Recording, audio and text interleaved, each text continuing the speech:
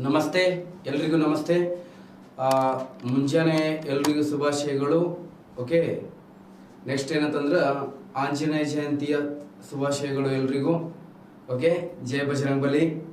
ಇವತ್ತೇನಂತಂದ್ರೆ sir 9 ಗಂಟೆಗೆ ಬರ್ತೀನಿ ಅಂತ ಹೇಳಿದ್ರಲ್ರಿ, ಮತ್ತೆ 8ಕ್ಕೆ ಬಂದ್ಬಿಟ್ರಿ. ಹಂಗ ಬಿರುಗಾಳಿ ಮತ್ತೇನಂತಂದ್ರೆ ಬೆಂಕಿಗಳು ಕೇಳಿ ಬರಂಗಿಲ್ಲ ಅವು. ರೈಟ್. ನೆಕ್ಸ್ಟ್ ಡೇ ನೋಡ್ರಿ, ನಿನ್ನೆ ಏನಂತಂದ್ರ ಸಗಟು ಬೆಲೆ ಸೂಚ್ಯಂಕದ ಬಗ್ಗೆ ಏನಂದ್ರೆ ಇವತ್ತು ಹೇಳಬೇಕು. ಗ್ರಾಹಕ ಬೆಲೆ ಸೂಚ್ಯಂಕ CPI ನಿನ್ನೆ ಏನಂತಂದ್ರೆ ಮುಗಿದಿತ್ತು. ಕನ್ಸ್ಯೂಮರ್ ಪ್ರೈಸ್ ಇಂಡೆಕ್ಸ್ ಏನಂತಂದ್ರೆ ನಿನ್ನೆ ಮುಗಿದಿತ್ತು. ಇವತ್ತೇನಂತಂದ್ರೆ ಹೋಲ್ಸೇಲ್ ಪ್ರೈಸ್ ಇಂಡೆಕ್ಸ್ ಹೇಳ್ಬೇಕು ನಿಮ್ಗ. ಹೋಲ್ಸೇಲ್ ಪ್ರೈಸ್ ಇಂಡೆಕ್ಸ್ ಅಂದ್ರೆ ಏನು, ಅದು ಯಾವ್ದ್ರ ಬಗ್ಗೆ ಮಾಹಿತಿ ಕೊಡುತ್ತೆ, ಅದ್ರ ಬಗ್ಗೆ ಏನಂತಂದ್ರೆ ಡಿಟೇಲ್ ಆಗಿ ಈ ಕ್ಲಾಸ್ ಅಲ್ಲಿ ನೋಡೋಣ ಅಂತ. ಓಕೆ, ಹೋಲ್ಸೇಲ್ ಪ್ರೈಸ್ ಇಂಡೆಕ್ಸ್ ಅಂತಂದ್ರೆ ಏನಪ್ಪಾ, ಯಾವ್ದಕ್ಕೆ ಹೋಲ್ಸೇಲ್ ಪ್ರೈಸ್ ಇಂಡೆಕ್ಸ್ ಅಂತ ಕರಿತೀವಿ ಅಂತಂದ್ರ ಸಗಟು ಸರಕುಗಳ ಸಗಟು ಸರಕುಗಳ ಬೆಲೆಯಲ್ಲಿ ಏರಿಕೆ ಮತ್ತು ಇಳಿಕೆ ಆಗುವುದರ ಮಾಪನವಾಗಿ ಯಾವುದನ್ನು ಬಳಸ್ತಾರೆ? ಈ ಸಗಟು ಬೆಲೆ ಸೂಚ್ಯಂಕವನ್ನು ಬಳಸ್ತಾರೆ, ಹೋಲ್ಸೇಲ್ ಪ್ರೈಸ್. ನಿನ್ನೆ ಏನಂತಂದ್ರ ನಿಮ್ಗೆ ಏನಂತಂದ್ರೆ ಕನ್ಸ್ಯೂಮರ್ ಪ್ರೈಸ್ ಇಂಡೆಕ್ಸ್ ಅಲ್ಲಿ ಯಾವ್ಯಾವ ಅಂಶಗಳು ಬರ್ತಾವ ಅಂತೇಳಿ ಹೇಳಿದೆ ನಾನು ನಿಮ್ಗೆ. ಓಕೆ, ನಿನ್ನೆ ಕ್ಲಾಸ್ ಅಲ್ಲಿ ಏನಂತಂದ್ರೆ ಹೇಳ್ಕೊಟ್ಟಿದೀವಿ. ಏನೇನ್ ಹೇಳಿದೀವಿ ಅಂತಂದ್ರ ಯಾವ್ಯಾವ ಸರಕುಗಳು ನೋಡ್ರಿ, ಇಲ್ಲಿ ಗ್ರಾಹಕ ಬೆಲೆ ಸೂಚ್ಯಂಕದಲ್ಲಿ ಹೈಯೆಸ್ಟ್ ವೇಟೇಜ್ ಇರುವಂತ ಸರಕುಗಳು ಯಾವ್ದಂತೇಳಿ ಹೇಳಿದೆ ನಾನು ನಿಮ್ಗೆ. ಓಕೆ, ಹೈಯೆಸ್ಟ್ ಏನಂತಂದ್ರೆ ಆಹಾರಕ್ಕೆ, ಜನಸಾಮಾನ್ಯರು ಏನಂತಂದ್ರೆ ಆಹಾರಕ್ಕೆ ಅತಿ ಹೆಚ್ಚು ಖರ್ಚು ಮಾಡ್ತಾರ ಅಂತೇಳಿ. ಇದೇ ಏನಂತಂದ್ರೆ ನಿನ್ನೆ ಏನಂತಂದ್ರ ಪೇಪರ್ ಒಳಗೆ ಬಂದಿತ್ತು ನೋಡ್ರಿ, ನಿನ್ನೆ ಕರೆಂಟ್ ಅಫೇರ್ಸ್. ಏನಪ್ಪಾ ಅಂತಂದ್ರ ಚಿಲ್ಲರೆ ಸರಕುಗಳ ಬೆಲೆಯಲ್ಲಿ ಏನಂತಂದ್ರೆ ಏರಿಕೆ ಆಗ್ಯದ. ಅದು ಏನಂತಂದ್ರೆ ನಾನು ಗ್ರೂಪ್ ಅಲ್ಲಿ ಕೂಡ ಹಾಕಿದೆ. ಒಂದು ಹುಡುಗ ಕೂಡ ಏನಂತಂದ್ರೆ ನೋಡಿ ನಾನು ಮೆಸೇಜ್ ಮಾಡಿದ, ಸಂಜೀವನವನು. ಸೊ ಅದಕ್ಕೆ ಏನಂತಂದ್ರ ಆಹಾರ ಮೇಲೆ ಏನಂತಂದ್ರೆ ಜನಸಾಮಾನ್ಯರು ಹೆಚ್ಚು ಖರ್ಚು ಮಾಡ್ತಾರೆ. ಕಾಯಿಪಲ್ಯ ರೇಟ್ ಆಗಿರ್ಬಹುದು, ಮತ್ತೇನಂದ್ರೆ ಆಹಾರ ಸಂಬಂಧಪಟ್ಟ ಸರಕುಗಳ ಎಲ್ಲಾ ಬೆಲೆಗಳು ಕೂಡ ಏನಂತಂದ್ರೆ ಏರಿಕೆ ಆಗುವಂತಿದ್ರೆ ಅದನ್ನೇನಂತ ಕರೀತಾರೆ? ಗ್ರಾಹಕ ಬೆಲೆ ಸೂಚ್ಯಂಕ. ಅತಿ ಹೆಚ್ಚು ಆಹಾರಕ್ಕೆ ಜನರು ಖರ್ಚು ಮಾಡ್ತಾರೆ. ಎರಡನೇ ಹೈಯೆಸ್ಟ್ ಏನಂತಂದ್ರ ಮನೆಗೆ ಖರ್ಚು ಮಾಡ್ತಾರೆ, ಮನೆಗೆ ಬಳಸುವಂತ ವಸ್ತುಗಳಿಗೆ. ನೆಕ್ಸ್ಟ್ ಏನಂತಂದ್ರೆ ವಿದ್ಯುತ್ ಶಕ್ತಿ ಮತ್ತು ಇಂಧನ ಪದಾರ್ಥಗಳಿಗೆ ಖರ್ಚು ಮಾಡ್ತಾರೆ 10%. ಇನ್ನು ಬಟ್ಟೆಗೆ ಎಷ್ಟು 5% ಖರ್ಚು ಮಾಡ್ತಾರೆ. ಇತರೆ 25% ಜನರು ಖರ್ಚು ಮಾಡ್ತಾರೆ. ಒಟ್ಟು ಏನಂತಂದ್ರೆ 100% ಆಗ್ತಿತ್ತು ನೋಡ್ರಿ. ಒಟ್ಟು ಎಷ್ಟಾಗ್ತದ? 100 ಆಗ್ತದ. ಇಲ್ಲಿ ಈ ಗ್ರಾಹಕ ಬೆಲೆ ಸೂಚ್ಯಂಕದ ಮೂಲಕ ಏನಂತಂದ್ರೆ ಅಳತೆ ಮಾಡ್ಬೇಕಂದ್ರೆ ಎಷ್ಟು ಪದಾರ್ಥಗಳನ್ನು ಗಣನೆಗೆ ತೆಗೆದುಕೊಳ್ಳಲಾಗುತ್ತದೆ ಅಂತ ಕೇಳಿದ್ರ, ಇಲ್ಲಿ 200 ಪದಾರ್ಥಗಳನ್ನು ಗಣನೆಗೆ ತೆಗೆದುಕೊಳ್ಳಲಾಗುತ್ತದೆ. ಎಷ್ಟು? 200 ವಸ್ತುಗಳನ್ನು ಅಥವಾ ಪದಾರ್ಥಗಳನ್ನು ಏನ್ ಮಾಡ್ತಾರೆ? ಗಣನೆಗೆ ತೆಗೆದುಕೊಳ್ಳಲಾಗ್ತದ. ಯಾವುದ್ರಲ್ಲಿ ಅಂತಂದ್ರೆ ಈ ಗ್ರಾಹಕ ಬೆಲೆ ಸೂಚ್ಯಂಕದಲ್ಲಿ ಅಂತೇಳಿ ಹೇಳಬಹುದು. ನೆಕ್ಸ್ಟ್ ಇದಾದ ನಂತರ ಬರೋದು ನಿಮಗೆ ಏನಂತಂದ್ರ ಈ ಪ್ರೆಸೆಂಟ್ ನಮ್ಮ ದೇಶದಲ್ಲಿ ಹಣದುಬ್ಬರವನ್ನು ಅಳತೆ ಮಾಡ್ಬೇಕಂತಂದ್ರ 2019-20 ನಿನ್ನೆ ಕ್ಲಾಸ್ ಅಲ್ಲಿ ಹೇಳಿದೆ, 1920 ಎಕನಾಮಿಕ್ ಇಯರ್ ಇಂದ ನಮ್ಮ ದೇಶದಲ್ಲಿ ಏನಂತಂದ್ರ ಈ ಗ್ರಾಹಕ ಬೆಲೆ ಸೂಚ್ಯಂಕವನ್ನು ಬಳಸಲಾಗ್ತಿದೆ. ಮೊದಲು ಏನಂತಂದ್ರ ಸಗಟು ಬೆಲೆ ಸೂಚ್ಯಂಕವನ್ನು ಬಳಸಲಾಗ್ತಿತ್ತು. ಈಗ ಏನಂತಂದ್ರ ಗ್ರಾಹಕ ಬೆಲೆ ಸೂಚ್ಯಂಕವನ್ನು ಹಣದುಬ್ಬರವನ್ನು ಅಳತೆ ಮಾಡಕ ನಮ್ಮ ದೇಶದಲ್ಲಿ ಅಟ್ ಪ್ರೆಸೆಂಟ್ ಬಳಸ್ತಾರೆ ಅಂತೇಳಿ ಹೇಳಬಹುದು. ನೆಕ್ಸ್ಟ್ ಇದಾದ ನಂತರ ಏನಂತಂದ್ರ ನಿಮ್ಗೆಲ್ರು ಹೇಳಿರೋ ಹಾಗೆ ಹೋಲ್ಸೇಲ್ ಪ್ರೈಸ್ ಇಂಡೆಕ್ಸ್ ಇದು ಏನಪ್ಪಾ? ನೆಕ್ಸ್ಟ್ ಹಿಂದಿನ ಸ್ಲೈಡ್ ನೋಡ್ರಿ. CSO ಅಂತಂದ್ರೆ ಸೆಂಟ್ರಲ್ ಸ್ಟಾಟಿಸ್ಟಿಕಲ್ ಆಫೀಸ್ ಅಂತ ಕರಿತೀವಿ.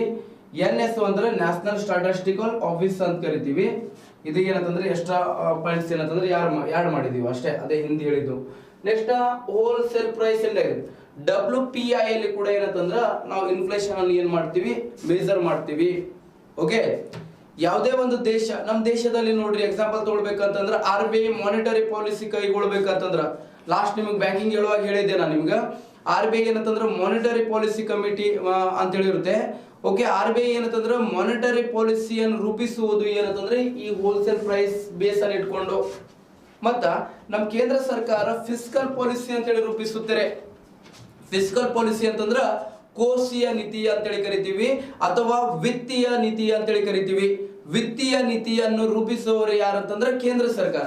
ಹಾಗಾದ್ರೆ ಕೇಂದ್ರ ಸರ್ಕಾರ ವಿತ್ತೀಯ ನೀತಿ ಅಥವಾ ಈ ಕೋಶೀಯ ನೀತಿಯನ್ನು ಯಾವುದರ ಆಧಾರದ ಮೇಲೆ ರೂಪಿಸುತ್ತದೆ ಅಂತೇಳಿ ಕೇಳಿದ್ರ, ಇದೇ ಸಗಟು ಬೆಲೆ ಸೂಚ್ಯಂಕದ ಆಧಾರದ ಮೇಲೆ ಸರ್ಕಾರದವರು ಏನಂತಂದ್ರೆ ಕೋಶೀಯ ನೀತಿ ಮತ್ತು ವಿತ್ತೀಯ ನೀತಿಯನ್ನು ಸಹ ಏನಂತಂದ್ರ ರೂಪಿಸುವ ಕೆಲಸ ಮಾಡುತ್ತಾರೆ. ಓಕೆ, ನೆಕ್ಸ್ಟ್ ನೋಡ್ರಿ, ಇಲ್ಲಿ ಸರಕು ಸೇವೆಗಳ ಬೆಲೆಯಲ್ಲಿ ಏರಿಕೆ ಮತ್ತು ಇಳಿಕೆ ಆಗುವುದು. ಎಂತ ಸರಕುಗಳು ಗೊತ್ತಾ? ಸಗಟು ಸರಕು ಮತ್ತು ಸೇವೆಗಳ ಬೆಲೆಯಲ್ಲಿ ಏನಾಗಬೇಕು, ಏರಿಕೆ ಆಗಬೇಕು ಮತ್ತು ಇಳಿಕೆ ಆಗ್ತಿರಬೇಕು. ಹಾಗಾದ್ರೆ ಈ ಹೋಲ್ಸೇಲ್ ಪ್ರೈಸ್ ಇಂಡೆಕ್ಸ್ ಅನ್ನು ಅಳತೆ ಮಾಡಬೇಕು ಅಂತಂದ್ರ ನಿನ್ನೆ ಕ್ಲಾಸ್ ಅಲ್ಲಿ ಒಂದು ಪೆನ್ನಿನ ಎಕ್ಸಾಂಪಲ್ ಹೇಳುವುದರ ಮೂಲಕ ಹೇಳಿದೆ ನಾನು ನಿಮಗೆ. ಅದೇ ತರ ಸಗಟು ಬೆಲೆ ಸೂಚ್ಯಂಕವನ್ನು ಅಳತೆ ಮಾಡಬೇಕು ಅಂತಂದ್ರ ಒಂದು ಮೂಲ ವರ್ಷ ಅಂತೇಳಿ ಬಳಸ್ತಾರ್ರಿ.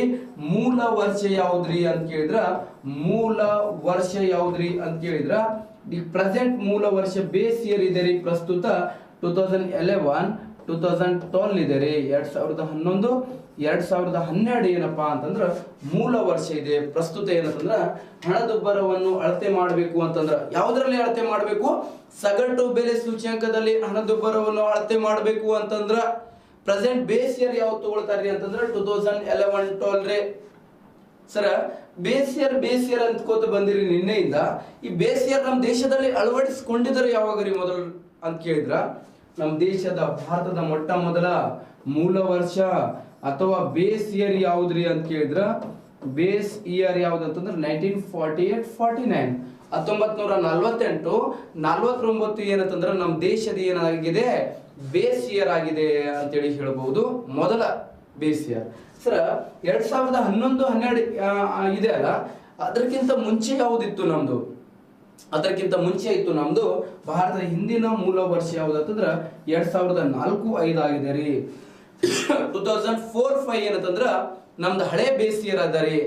ಓಕೆ, ಎವ್ರಿ 5 ಇಯರ್ ಒಂದ್ಸಲ ಅಂತಂದ್ರೆ ಬೇಸ್ ಇಯರ್ ಚೇಂಜ್ ಆಗ್ಬೇಕು. ಬಟ್ ಏನಂದ್ರೆ ಕೆಲವೊಂದು ಸಂದರ್ಭದಲ್ಲಿ ಏನಂತಂದ್ರೆ ಆರ್ಥಿಕ ವ್ಯವಸ್ಥೆಯಲ್ಲಿ ಸ್ಟೇಬಲ್ ಇರ್ಲಿಲ್ಲಪ್ಪ, ಆರ್ಥಿಕ ವ್ಯವಸ್ಥೆಯಲ್ಲಿ ಸ್ಥಿರತೆ ಇರಲಿಲ್ಲ ಅಂತೇಳಿ ತಿಳ್ಕೊ. ಈ ಕರೋನಾ ಅಂತ ಪ್ಯಾಂಡಮಿಕ್ ಬಂದಿದ್ದರಿಂದ ಮತ್ತೇನಂದ್ರೆ ಫ್ಲಡ್ ಬಂದಿದ್ದರಿಂದ ಕೆಲವೊಂದು ಸಂದರ್ಭದಲ್ಲಿ ಏನಂತಂದ್ರೆ ಇಳುವರಿ ಆಗಂಗಿಲ್ಲ, ಬರಗಾಲ ಆಗ್ತದ. ಅಂತ ಸಂದರ್ಭದಲ್ಲಿ ಏನಂತಂದ್ರ ಅದು ಹೆಚ್ಚು ದಿನಗಳ ಕಾಲ ಕೂಡ ಏನಂತಂದ್ರೆ ಅದನ್ನ ಮುಂದೂಡುತ್ತಾರೆ.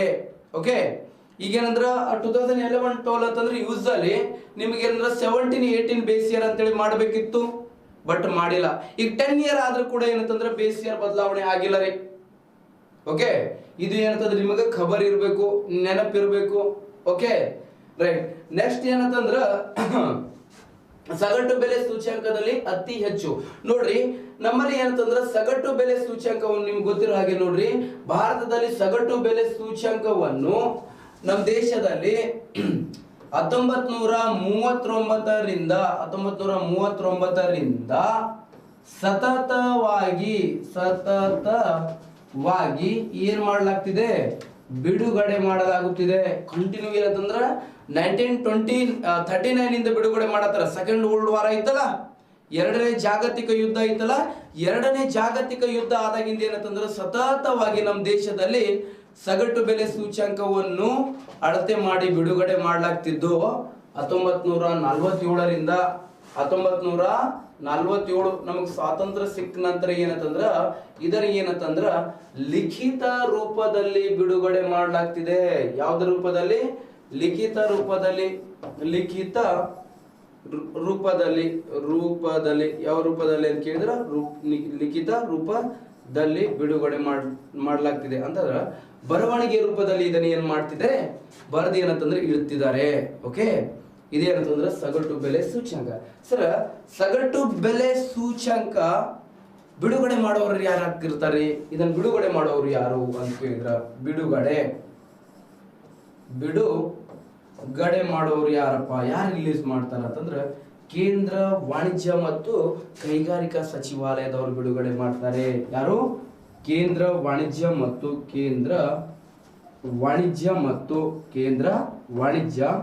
ಮತ್ತು ಕೈಗಾರಿಕಾ ಸಚಿವಾಲಯದವರು ಬಿಡುಗಡೆ ಮಾಡ್ತಾರೆ. ಕೇಂದ್ರ ವಾಣಿಜ್ಯ ಮತ್ತು ಯಾವ ಸಚಿವಾಲಯ? ಕೈಗಾರಿಕಾ ಸಚಿವಾಲಯದವರು ಬಿಡುಗಡೆ ಮಾಡ್ತಾರೆ. ಇದನ್ನು ಯಾರು ಬಿಡುಗಡೆ ಮಾಡ್ತಾರೆ? ಕೇಂದ್ರ ವಾಣಿಜ್ಯ ಮತ್ತು ಕೈಗಾರಿಕಾ ಸಚಿವಾಲಯದವರು ಇದನ್ನ ಏನಂತಂದ್ರೆ ಬಿಡುಗಡೆ ಮಾಡ್ತಾರೆ. ಪ್ರಸ್ತುತ ಏನಂತಂದ್ರೆ ಇದನ್ನ ಮೊದಲು ಏನಂತಂದ್ರೆ ಮಂತ್ಲಿ ಬಿಡುಗಡೆ ಮಾಡಲಾಗ್ತಿತ್ತು. ಎಟ್ ಪ್ರೆಸೆಂಟ್ ಏನಂತಂದ್ರೆ ಇದನ್ನ ಏನಂತಂದ್ರೆ ವೀಕ್ಲಿ ಬಿಡುಗಡೆ ಮಾಡ್ತಾರೆ. ಪ್ರತಿ ವಾರ ಏನಂತಂದ್ರೆ ಇದನ್ನ ಬಿಡುಗಡೆ ಮಾಡುವಂತ ಕೆಲಸ ಮಾಡ್ತಾರೆ ಅಂತೇಳಿ ಹೇಳಬಹುದು. ಓಕೆ, ಹಾಗಾದ್ರೆ ಈ ಸಗಟು ಬೆಲೆ ಸೂಚ್ಯಂಕದಲ್ಲಿ ಅತಿ ಹೆಚ್ಚು ತೂಕ ಅಥವಾ ವೇಟೇಜ್ ಇರುವಂತ ಸರಕುಗಳು ಯಾವ್ಯಾವ ಅದಾವ್ರಿ? ಯಾವ ಸರಕುಗಳಿಗೆ ಜನರು ಅತಿ ಹೆಚ್ಚು ಖರ್ಚು ಮಾಡ್ತಾರ್ರಿ? ಇಲ್ಲಿ ನೋಡ್ರಿ, ಒಂದೇದು ಏನಂತಂದ್ರೆ ಉತ್ಪಾದಿತ ಪದಾರ್ಥಗಳು ರೀ. ಹಾಗಾದ್ರ ಪ್ರೊಡಕ್ಷನ್ ಗೂಡ್ಸ್ ಇರ್ತಾವಲ್ರಿ, ಬಿಲ್ಡಿಂಗ್ ಕಟ್ಟಡ್ಸ್, ಅದು ಬಿಲ್ಡಿಂಗ್ ಎಲ್ಲ ಕಟ್ಟಡ ಕಟ್ಟಾಕಿರೋ ರಾ ಮೆಟೀರಿಯಲ್ಸ್ ಬೇಕು. ಅದನ್ನ ಹೋಲ್ಸೇಲ್ ರೂಪದಲ್ಲಿ ತರ್ತೀರಾ, ಚಿಲ್ಲರೆ ತರ್ತೀರಿ. ರೀ ಅಂಕಲ್ ರೀ ಕಾಕ ರೀ, ನಮಗೊಂದು ಅರ್ಧ ಕೆಜಿ ಸಿಮೆಂಟ್ ಕೊಡ್ರಿ, 1 ಕೆಜಿ ಕಬ್ಬಣದ ರಾಡ್ ಕೊಡ್ರಿ, ಮತ್ತೇನಂತಂದ್ರೆ ಒಂದು 4 ಇಟ್ಟಂಗಿ ಕೊಡ್ರಿ, ಒಂದು 8 ಏನಂತಂದು ಕೊಡ್ರಿ, ನಮ್ಗೆ ಪಾಟೆಗಲ್ ಕೊಡ್ರಿ, ನಾನು ಬಿಲ್ಡಿಂಗ್ ಕಟ್ಬೇಕಂತೀರಿ. ಎಟ್ ಎ ಟೈಮ್ ಲೋಡ್ ಗಟ್ಟಲೆ ತರ್ತಿರೋ? ಲೋಡ್ ಗಟ್ಟಲೆ ತರ್ತೀವಲ್ಲ. ಸೊ ಅದೇ ಏನಂತಂದ್ರೆ ಉತ್ಪಾದಿತ ಪದಾರ್ಥಗಳಿಗೆ 65% ಏನಂತಂದ್ರೆ ಖರ್ಚು ಮಾಡ್ತಾರೆ ಸಗಟು ಬೆಲೆ ಸೂಚ್ಯಂಕದಲ್ಲಿ. ನೆಕ್ಸ್ಟ್ ಏನಂತಂದ್ರ ಪ್ರಾಥಮಿಕ ಪದಾರ್ಥಗಳು ರೀ. ಪ್ರಾಥಮಿಕ ಪದಾರ್ಥಗಳು ಅಂತಂದ್ರ ಇದಕ್ಕೆ ಎಷ್ಟು ಖರ್ಚು ಮಾಡ್ತಾರೆ? ಪ್ರಾಥಮಿಕ ಪದಾರ್ಥಗಳು ಅಂತಂದ್ರ ಯಾವುದೇ ಒಂದು ವಸ್ತು ಏನಂತಂದ್ರ ಪ್ರಾಥಮಿಕ ಹಂತದಲ್ಲಿ ಏನಿರ್ತದಲ್ಲ, ಅದು ಶುದ್ಧ ವಸ್ತುವನ್ನಾಗಿ ಆಗೋಕ್ಕಿಂತ ಪೂರ್ವದಲ್ಲಿ ಏನಿರ್ತೈತಲ್ಲ ಆ ವಸ್ತುಗಳಿಗೆ 20.1%. ಮತ್ತೆ ಇಂಧನ ಮತ್ತು ಶಕ್ತಿ ಪದಾರ್ಥಕ್ಕೆ 14.9% ಏನಂತಂದ್ರ ವಸ್ತುಗಳನ್ನು ಜನರು ಏನಂತಂದ್ರೆ ಬಳಸ್ಕೊಳ್ತಾರೆ. ಒಟ್ಟು ಎಷ್ಟಾಗ್ತದೆ ಇದನ್ನ ಕ್ಯಾಲ್ಕುಲೇಷನ್ ಮಾಡಿದರೆ ಏನಂತಂದ್ರ 100% ಆಗ್ತದ. ಎಷ್ಟು? 100% ಆಗ್ತದ. ಇಷ್ಟು ಗೊತ್ತಿರಲಿ, 100%. ಓಕೆ, ಹಾಗಾದ್ರೆ ಇಲ್ಲಿ ಎಷ್ಟು ಪದಾರ್ಥಗಳನ್ನು ಗಣನೆಗೆ ತೆಗೆದುಕೊಳ್ಳಲಾಗ್ತದೆ ಅಂದ್ರೆ 697 ವಸ್ತುಗಳನ್ನು ಏನು ಮಾಡ್ತಾರೆ ಅಥವಾ ಪದಾರ್ಥಗಳನ್ನು 697 ಪದಾರ್ಥಗಳನ್ನು ವಸ್ತುಗಳನ್ನು ಏನಂತಂದ್ರ ಈ ಸಗಟು ಬೆಲೆ ಸೂಚ್ಯಂಕದಲ್ಲಿ ಏನು ಮಾಡ್ತಾರೆ? ಗಣನೆಗೆ ತೆಗೆದುಕೊಳ್ಳಲಾಗುತ್ತೆ. ಓಕೆ, ಹಾಗಾದ್ರೆ ನೋಡ್ರಿ, ಈ ಸಗಟು ಬೆಲೆ ಸೂಚ್ಯಂಕವನ್ನು ಎಲ್ಲಿ ಬಳಸ್ತಾರೆ ಅಂತಂದ್ರೆ ವ್ಯಾಪಾರ ಮಳಿಗೆಗಳಲ್ಲಿ, ಬ್ಯಾಂಕುಗಳಲ್ಲಿ, ಸರ್ಕಾರಿ ಕಚೇರಿಗಳಲ್ಲಿ, ಖಾಸಗಿ ಮತ್ತು ಸಾರ್ವಜನಿಕ ಕೈಗಾರಿಕೆಗಳಲ್ಲಿ ಇದನ್ನು ಏನ್ ಮಾಡ್ತಾರೆ? ಹಣದುಬ್ಬರವನ್ನು ಅಳತೆ ಮಾಡಕ ಇದನ್ನು ಬಳಸ್ತಾರೆ. ಯಾವುದನ್ನು ಬಳಸ್ತಾರೆ? ಸಗಟು ಬೆಲೆ ಸೂಚ್ಯಂಕವನ್ನು ಬಳಸ್ತಾರೆ. ಓಕೆ, ಇದು ನಿಮ್ಗೆ ಏನಂತಂದ್ರ ಗೊತ್ತಿರಬೇಕು. ಸಗಟು ಬೆಲೆ ಸೂಚ್ಯಂಕ ಅಂತೇಳಿ ಕರಿತೀವಿ, ಹೋಲ್ಸೇಲ್ ಪ್ರೈಸ್ ಇಂಡೆಕ್ಸ್ ಅಂತ ಕರಿತೀವ್ರಿ. ಓಕೆ, ಇಷ್ಟು ಗೊತ್ತಿರ್ಲಿ. ನೆಕ್ಸ್ಟ್ ಕೊನೆಯ ಅಂಶ ಏನ್ರಿ ಇದ್ರೊಳಗ ಅಂತ ಕೇಳಿದ್ರ, ಹಣದುಬ್ಬರವನ್ನು ನಿಯಂತ್ರಿಸುವ ಕ್ರಮಗಳರ ಯಾವ್ಯಾವ ಅದಾವ್ರಿ? ಯಾವುದರ ಮೂಲಕ ಹಣದುಬ್ಬರವನ್ನು ಏನಂತಂದ್ರೆ ಕಂಟ್ರೋಲ್ ಮಾಡಬಹುದು? ನಿಮಗೆ ಡೈರೆಕ್ಟ್ ಕ್ವಶನ್ ಕೇಳಿದ್ರಿ, ಹಣದುಬ್ಬರವನ್ನು ಭಾರತದಲ್ಲಿ ನಿಯಂತ್ರಿಸುವವರು ಯಾರು ನಿಯಂತ್ರಣ ಮಾಡುತ್ತಾರೆ? ಭಾರತದಲ್ಲಿ ಹಣದುಬ್ಬರವನ್ನು ಯಾರು ನಿಯಂತ್ರಣ ಮಾಡುತ್ತಾರೆ? ಆಪ್ಷನ್ ಸಿ ಅಲ್ಲಿ ಕೇಂದ್ರ ಸರ್ಕಾರ ಕೊಟ್ಟಿದ್ದ, ಬಿ ಅಲ್ಲಿ RBI ಕೊಟ್ಟಿದ್ದ, ಸಿ ಅಲ್ಲಿ ರಾಷ್ಟ್ರಪತಿ ಕೊಟ್ಟಿದ್ದ. ಓಕೆ, ರಾಷ್ಟ್ರಪತಿ ಅಲ್ಲ, ರಾಷ್ಟ್ರಪತಿ ಕೊಡಬಹುದು. ಓಕೆ, ಸಿ ಅಲ್ಲಿ ಅಂತಂದ್ರೆ ಕೇಂದ್ರ ಸರ್ಕಾರ ಮತ್ತು RBI, ಡಿ ಅಲ್ಲಿ ಮ್ಯಾಲಿನ ಯಾವುದು ಅಲ್ಲ. ಅವಾಗ ನಮ್ಮ ಮಂದಿ ಏನಂತಂದ್ರೆ ಯಾವ್ದು ಅಲ್ಲ ಎಲ್ಲವೂ ಅಂತಂದ್ರೆ ಮೊದಲು ಅದಕ್ಕೆ ಹೋಗ್ತಾರ, ಓದ್ಲಾರ್ದ ಮಂದಿ. ಓಕೆ, ಡೈರೆಕ್ಟ್ ಮಂದಿ ಏನಂತಂದ್ರ ಎಕ್ಸಾಮ್ ಒಳಗೆ ಏನಂತಂದ್ರೆ ಬಂದು ಗುಂಡು ಹಾಕೋ ಮಂದಿ ಇವರು. ಓಕೆ ನೋಡ್ರಿ, ಹಾಗಾದ್ರೆ ಇಲ್ಲಿ ನಮ್ಮಲ್ಲಿ ಹಣದುಬ್ಬರ ನಿಯಂತ್ರಣ ಮಾಡೋರು ಯಾರಂತಂದ್ರ RBI ಮತ್ತು ಕೇಂದ್ರ ಸರ್ಕಾರ ರೀ. ನಾನು ನಿಮಗೆ ಏನಂತಂದ್ರ ಮಾನಿಟರಿ ಪಾಲಿಸಿ ಕಮಿಟಿ ಅಂತೇಳಿ ಹೇಳಿದೆ ನಾನು ನಿಮಗೆ ಬ್ಯಾಂಕಿಂಗ್ ವ್ಯವಸ್ಥೆ ಹೇಳುವಾಗ. ಓಕೆ, ಹಣಕಾಸು ನೀತಿ ಸಮಿತಿ, ಅದರೊಳಗೆ ಏನಂತಂದ್ರ 5 ಜನ ಸದಸ್ಯರು ಇರ್ತಾರೆ, ಒಬ್ಬನು ಚೇರ್ಪರ್ಸನ್ ಇರ್ತಾನೆ. ಈ 5 ಜನ ಸದಸ್ಯರಲ್ಲಿ ಅಧ್ಯಕ್ಷರು ಸೇರಿಸಿದ್ರೆ 6 ಜನ ಆಗ್ತಾರೆ. ಈ 5 ಜನ ಸದಸ್ಯರಲ್ಲಿ 3 ಜನ ಸದಸ್ಯರನ್ನು ಕೇಂದ್ರ ಸರ್ಕಾರ ನೇಮಕ ಮಾಡುತ್ತೆ. 3 ಜನ ಸದಸ್ಯರನ್ನು ಕೇಂದ್ರ ಸರ್ಕಾರ ನೇಮಕ ಮಾಡುವಂತಿದ್ರ, ಇನ್ನು ಉಳಿದ 2 ಜನ ಸದಸ್ಯರಿಗೆ ಯಾರು ನೇಮಕ ಮಾಡ್ತಾರೆ ಅಂತ RBI. ಸೊ ಅವರೇ ಮಾನಿಟರಿ ಪಾಲಿಸಿ ಕಮಿಟಿಯಲ್ಲಿ ಏನು ಸದಸ್ಯರು ಇರ್ತಾರಲ್ಲ, ಆ ಸದಸ್ಯರು ಎಲ್ಲರೂ ಸೇರ್ಕೊಂಡೆ ಏನು ಮಾಡ್ತಾರೆ ಅಂತಂದ್ರೆ ಇನ್ಸ್ಟ್ರೂಮೆಂಟ್ಸ್ ಆಫ್ ಮಾನಿಟರಿ ಪಾಲಿಸಿ ಅಂತೇಳಿ ಹೇಳಿದೆ ನಿಮ್ಗೆ. ಹಣಕಾಸು ನೀತಿಯ ಸಾಧನಗಳು ಅಂತೇಳಿ ಹೇಳಿದೆ.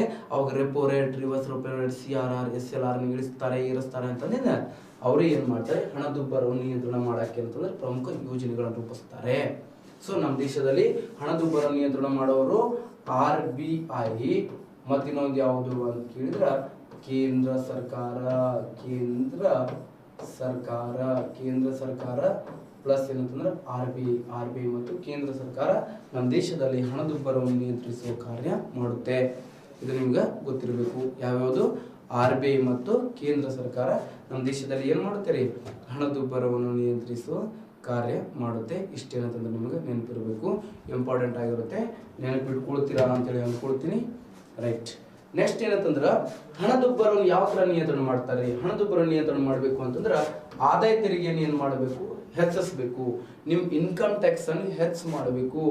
ನೀವು ಇನ್ಕಮ್ ಟ್ಯಾಕ್ಸ್ ಕಟ್ಟುವಂಥದ್ದು, ಈಗ ಒಬ್ಬ ವ್ಯಕ್ತಿ ಏನಂತಂದ್ರ ಇಯರ್ಲಿ ಏನಂತಂದ್ರ ಒಂದು 50 ಲಕ್ಷ ಏನಂತಂದ್ರ ಅವ್ನ ಇನ್ಕಮ್ ಅದ ಅಂತ ತಿಳ್ಕೊ. 50 ಲಕ್ಷ ಎಕ್ಸಾಂಪಲ್ ಹೋಲ್ಡ್ರಿ, ಒಂದು 20 ಲಕ್ಷ ಟ್ಯಾಕ್ಸ್ ಕಟ್ ಆತ ನಮ್ಗೆ, ಅಷ್ಟು ಕಟ್ಟಬೇಕು. 20 ಲಕ್ಷ ಟ್ಯಾಕ್ಸ್ ಕಟ್ರ ಅವ್ನಿಗೆ ಸೇವಿಂಗ್ ಇತ್ತು 30 ಲಕ್ಷ, ಏನು ಏನಂದ್ರೆ ಸೇವಿಂಗ್ ಉಳಿತದ. ಅವ್ನಿಗೆ ಏನು ಮಾಡ್ತಾನೆ, ಜಾಸ್ತಿ ವಸ್ತುಗಳನ್ನು ಕೊಂಡ್ಕೊಳಕ್ ಬಯಸ್ತಾನೆ. ಎಕ್ಸಾಂಪಲ್ ಹೇಳತ್ತೀನಿ, ಎಕ್ಸಾಕ್ಟ್ ಆಗಿ ಇಷ್ಟೇ ಅಂತಲ್ಲ. ಓಕೆ, ಅವಾಗ ಏನಂತಂದ್ರೆ ಅವ್ನ ಕಟ್ಟುವಂತ ತೆರಿಗೆ ರೇಟ್ ಏನಂತಂದ್ರೆ 20 ಇದ್ದಿದ್ದು ಏನಂತಂದ್ರೆ 35 ಲಕ್ಷಕ್ಕೆ ಹೆಚ್ಚು ಮಾಡಿದ್ರ 50 ಲಕ್ಷ ಒಳಗ 35 ಲಕ್ಷ ಟ್ಯಾಕ್ಸ್ ಕಟ್ಟಿಬಿಟ್ರೆ ಅವ್ನ ಕಡೆ ಸೇವಿಂಗ್ ಏನಾಗ್ತದ, ಕಡಿಮೆ ಆಗ್ತದ. ಮನುಷ್ಯ ಯಾವುದೇ ಒಬ್ಬ ವ್ಯಕ್ತಿ ಮನುಷ್ಯನೇ ಇರಲಿ, ಮಾನವನ ಹತ್ರ ಏನಂತಂದ್ರೆ ಸೇವಿಂಗ್ ಕಡಿಮೆ ಇದ್ರ ಆಟೋಮೆಟಿಕ್ ಆಗಿ ಏನಂತಂದ್ರೆ ಡಿಮಾಂಡ್ ಕೂಡ ಏನಾಗ್ತದ, ಕಡಿಮೆ ಆಗ್ತದ. ವಸ್ತುಗಳಿಗೆ ಸಲ್ಲಿಸುವಂತ ಬೇಡಿಕೆ ಡಿಮಾಂಡ್ ಏನಾಗ್ತದ, ಕಡಿಮೆ ಆಗ್ತದ. ಡಿಮಾಂಡ್ ಕಡಿಮೆ ಆದ್ರ ಆಟೋಮೆಟಿಕ್ ಆಗಿ ಏನಂತಂದ್ರ ಆ ವಸ್ತುವಿನ ಬೆಲೆಯಲ್ಲಿ ಏನಾಗ್ತದ, ಇಳಿಕೆ ಆಗ್ತದ. ಇಳಿಕೆ ಆಗ್ಲೇಬೇಕು. ಡಿಮಾಂಡ್ ಜಾಸ್ತಿ ಆದ್ರ ಏನಂತಂದ್ರೆ ರೇಟ್ ಏನಾಗ್ತದ, ಅದರ ಪ್ರೈಸ್ ಏನಾಗ್ತದೆ, ಜಾಸ್ತಿ ಆಗ್ತದ. ಡಿಮಾಂಡ್ ಕಡಿಮೆ ಆದ್ರೆ ಆಟೋಮೆಟಿಕ್ ಆಗಿ ಪ್ರೈಸ್ ಏನಾಗ್ತದ, ಕಡಿಮೆ ಆಗ್ತದ ಅಂತೇಳಿ ಹೇಳ್ಬೋದು. ನೆಕ್ಸ್ಟ್, ಹಣದುಬ್ಬರ ನಿಯಂತ್ರಣ ಮಾಡ್ಬೇಕಂದ್ರೆ ಪರೋಕ್ಷ ತೆರಿಗೆಯನ್ನು ಏನ್ ಮಾಡ್ಬೇಕು, ಇಳಿಸ್ಬೇಕ್ರಿ. ಪರೋಕ್ಷ ತೆರಿಗೆಯನ್ನು ಏರಿಸಿದರೆ ಏನಂತಂದ್ರೆ ಇನ್ನಷ್ಟು ಏನಂತಂದ್ರೆ ಇನ್ಫ್ಲೇಷನ್ ಆಗ್ತದ. ಓಕೆ, ಯಾವ ತರ ರೀ ಅಪ್ಪ ಅಂತ ಕೇಳಿದ್ರ, ಈಗ ಎಕ್ಸಾಂಪಲ್ ಹೇಳಬೇಕು ಅಂತಂದ್ರ, ಈಗ ಏನಂತಂದ್ರ ಎಕ್ಸಾಂಪಲ್ ಹೇಳಬೇಕು ಅಂತಂದ್ರೆ ಇಲ್ಲಿ ನೋಡ್ರಿ, ಈಗ ಯಾವುದೇ ಒಂದು ವಸ್ತುನ ತಗೋಬೇಕಂದ್ರೆ ಇಲ್ಲಿ ಕರೆಕ್ಟ್ ನೋಡ್ರಿ, ಇಲ್ಲಿ ಒಂದೇನಂತಂದ್ರ ವಸ್ತುನ ತಗೊಂಡಿವಿ ನಾವು. ಯಾವ್ದು ವಸ್ತು ಅಂತ ಕೇಳಿದ್ರ ಒಂದು ಬಾಟ್ಲಿ ತಗೊಂಡಿವಿ ಅಂತ ತಗೊಳ್ರಿ. ಓಕೆ, ನೀರಿನ ಬಾಟ್ಲಿ ಐತಿ. ಇದಕ್ಕೆ ಏನಂತಂದ್ರೆ ಸನಿ ಬಾಟ್ಲಿ ಅಂತ ಕರೀತಾರೆ, ಇದಕ್ಕೆ ಸನಿ ವಾಟರ್ ಬಾಟಲ್. ಓಕೆ, ಇದೇ ಅಂತ ವಾಟರ್ ಗ್ಲಿಸರ್ ಅಂದಿರಿ, ಮತ್ತೆ ಹಂಗೆ ಇರ್ತಿದ್ ಬಾಟಲ್. ಓಕೆ, ಇದ್ರೊಳಗೆ ನೀರು ತುಂಬೈತಲ್ಲ, ಅದಕ್ಕೆ ಹಂಗೆ ಕಾಣಿಸ್ತಿತ್ತು ಇದು. ಓಕೆ, ಇದು ಏನಂತಂದ್ರೆ ಇದರ ಬಾಟ್ಲಿ ಮೇಲೆ ಅದೆಲ್ಲ ಏನಂತಂದ್ರೆ ಇಂಡೈರೆಕ್ಟ್ ಟ್ಯಾಕ್ಸ್ ಅನ್ನು ಹಾಕ್ತಾರೆ. ನಿಮ್ಗೆ ಯಾವ ಟ್ಯಾಕ್ಸ್ ಅನ್ನು ಹಾಕ್ತಾರೆ, ಇಂಡೈರೆಕ್ಟ್ ಟ್ಯಾಕ್ಸ್ ಹಾಕ್ತಾರೆ. ಟೇಬಲ್ ಮೇಲೆ ಐತಿದು. ಓಕೆ, ಹಾಗಾದ್ರ ಈ ಬಾಟ್ಲಿ ಏನಂತಂದ್ರ ಇದು ಏನಂತಂದ್ರ ಇದರ ಮೇಲೆ ಏನಂತಂದ್ರ 850 ರೂಪಾಯಿ ರೇಟ್ ಅದ ಅಂತೀವಿ. 850 ರೂಪಾಯಿ, 850 ರೂಪಾಯಿ ರೇಟ್ ಅದ. ಅದಕ್ಕೆ ಸರ್ಕಾರದವ್ರು ಏನು ಹಾಕ್ಯಾರ, ಟ್ಯಾಕ್ಸ್ ಎಷ್ಟು, 150 ರೂಪಾಯಿ ಟ್ಯಾಕ್ಸ್ ಹಾಕ್ಯಾರ ಅಂತ ತಿಳ್ಕೊಳ್ರಿ. 150 ರೂಪಾಯಿ ಟ್ಯಾಕ್ಸ್ ಹಾಕ್ಯಾರ.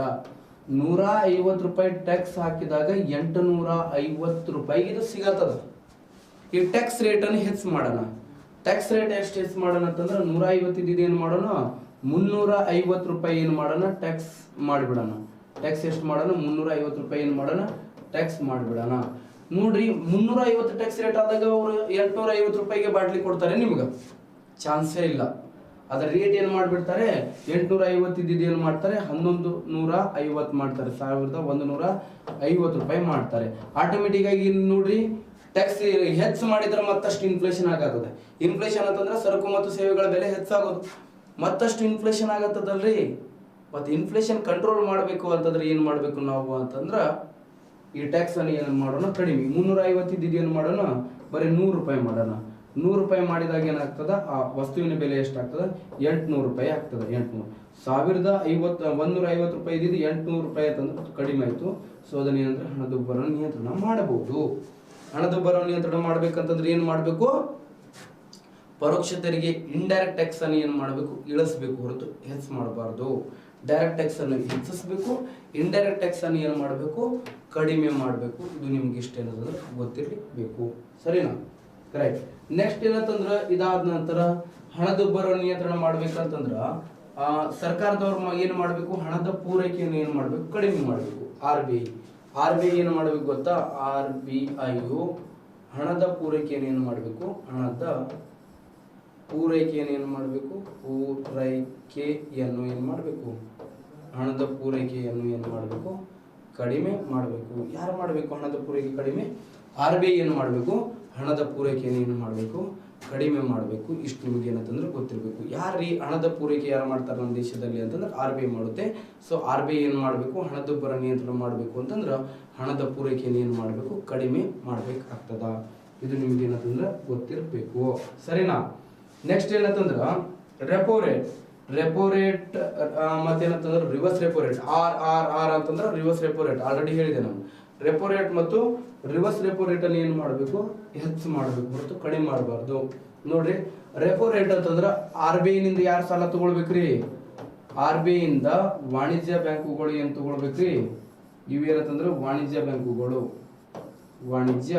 ಬ್ಯಾಂಕುಗಳು ಏನ್ ಮಾಡಬೇಕು, ಸಾಲವನ್ನು ತಗೊಳ್ಬೇಕು. ಯಾರ ಕಡೆಯಿಂದ ಸಾಲ ತಗೊಳ್ಬೇಕು? RBI ಇಂದ ವಾಣಿಜ್ಯ ಬ್ಯಾಂಕುಗಳು ಸಾಲ ತಗೊಳ್ಬೇಕು. ವಾಣಿಜ್ಯ ಬ್ಯಾಂಕುಗಳು ಸಾಲ ತಗೊಂಡು ಈಗ ಏನಂತಂದ್ರೆ ರೆಪೋ ರೇಟ್ ಎಷ್ಟು 4% ಇದೆ.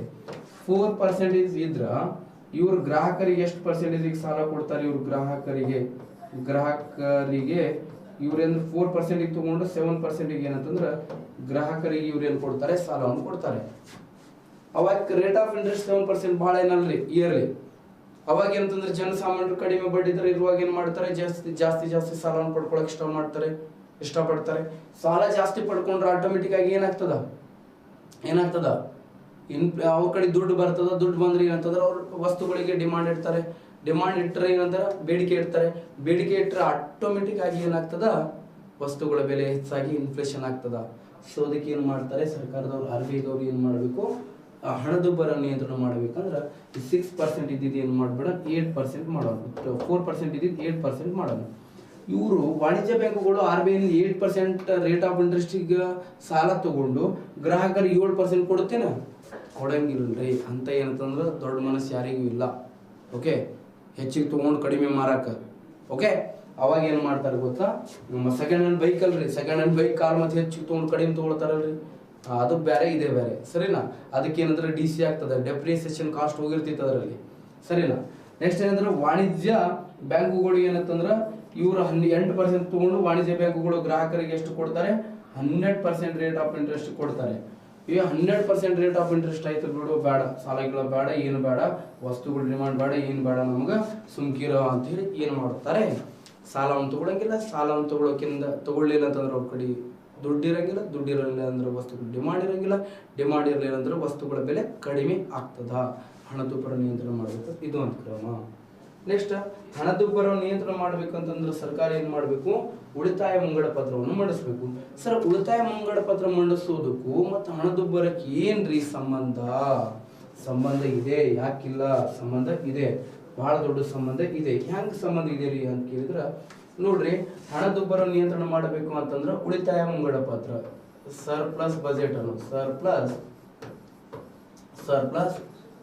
ಅನ್ನು ಮಂಡಿಸಬೇಕು. ಹಾಗಾದ್ರೆ ಸರ್ಪ್ಲಸ್ ಬಜೆಟ್ ಅಂತಂದ್ರೆ ಏನಪ್ಪಾ ಅಂತಂದ್ರೆ ಉಳಿತಾಯ ಮುಂಗಡ ಪತ್ರ ಅಂತಂದ್ರ ಮುಂಬರುವ ಹಣಕಾಸಿನ ವರ್ಷದ ಅಂತಂದ್ರ ಮುಂದಿನ ಹಣಕಾಸಿನ ವರ್ಷದ ಸರ್ಕಾರದ ನಿರೀಕ್ಷಿತ ಆದಾಯ ಏನಿರ್ಬೇಕ್ರಿ?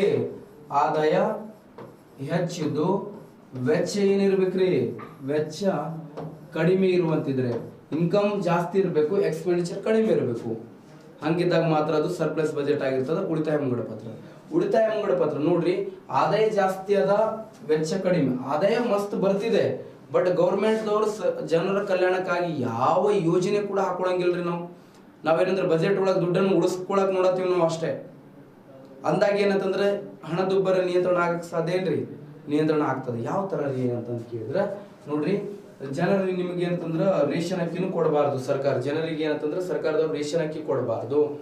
ರೇಷನ್ ಅಕ್ಕಿ ಕೊಡ್ಲಿಲ್ಲ. ಓಕೆ, ನೆಕ್ಸ್ಟ್ ಏನಂತಂದ್ರೆ ರೇಷನ್ ಅಕ್ಕಿ ಕೊಡ್ಲಿಲ್ಲ ಅಂತಂದ್ರೆ ನಿಮ್ಗೆ ಏನ್ ಮಾಡ್ಬೇಕು? ಬಡವರಾಗಿರ್ಬೋದು, ಜನಸಾಮಾನ್ಯರು ಅಕ್ಕಿ ಮೇಲೆ ಅಂತಂದ್ರೆ ಈಗ ರೇಷನ್ ಅಕ್ಕಿ ಔಟ್ ಸೈಡ್ ತಗೊಂಡ್ರೆ 16 ರಿಂದ 17 ರೂಪಾಯಿ ಪರ್ kg ಕೊಡ್ತಾರೆ. ಬ್ಲಾಕ್ ಅಲ್ಲಿ ಲೀಗಲ್ ಆಗಿ ಅಲ್ಲ, ಬ್ಲಾಕ್ ಆಕ್ಚುಲಿ ರೇಷನ್ ಅಕ್ಕಿ ಮಾರಬಾರ್ದು.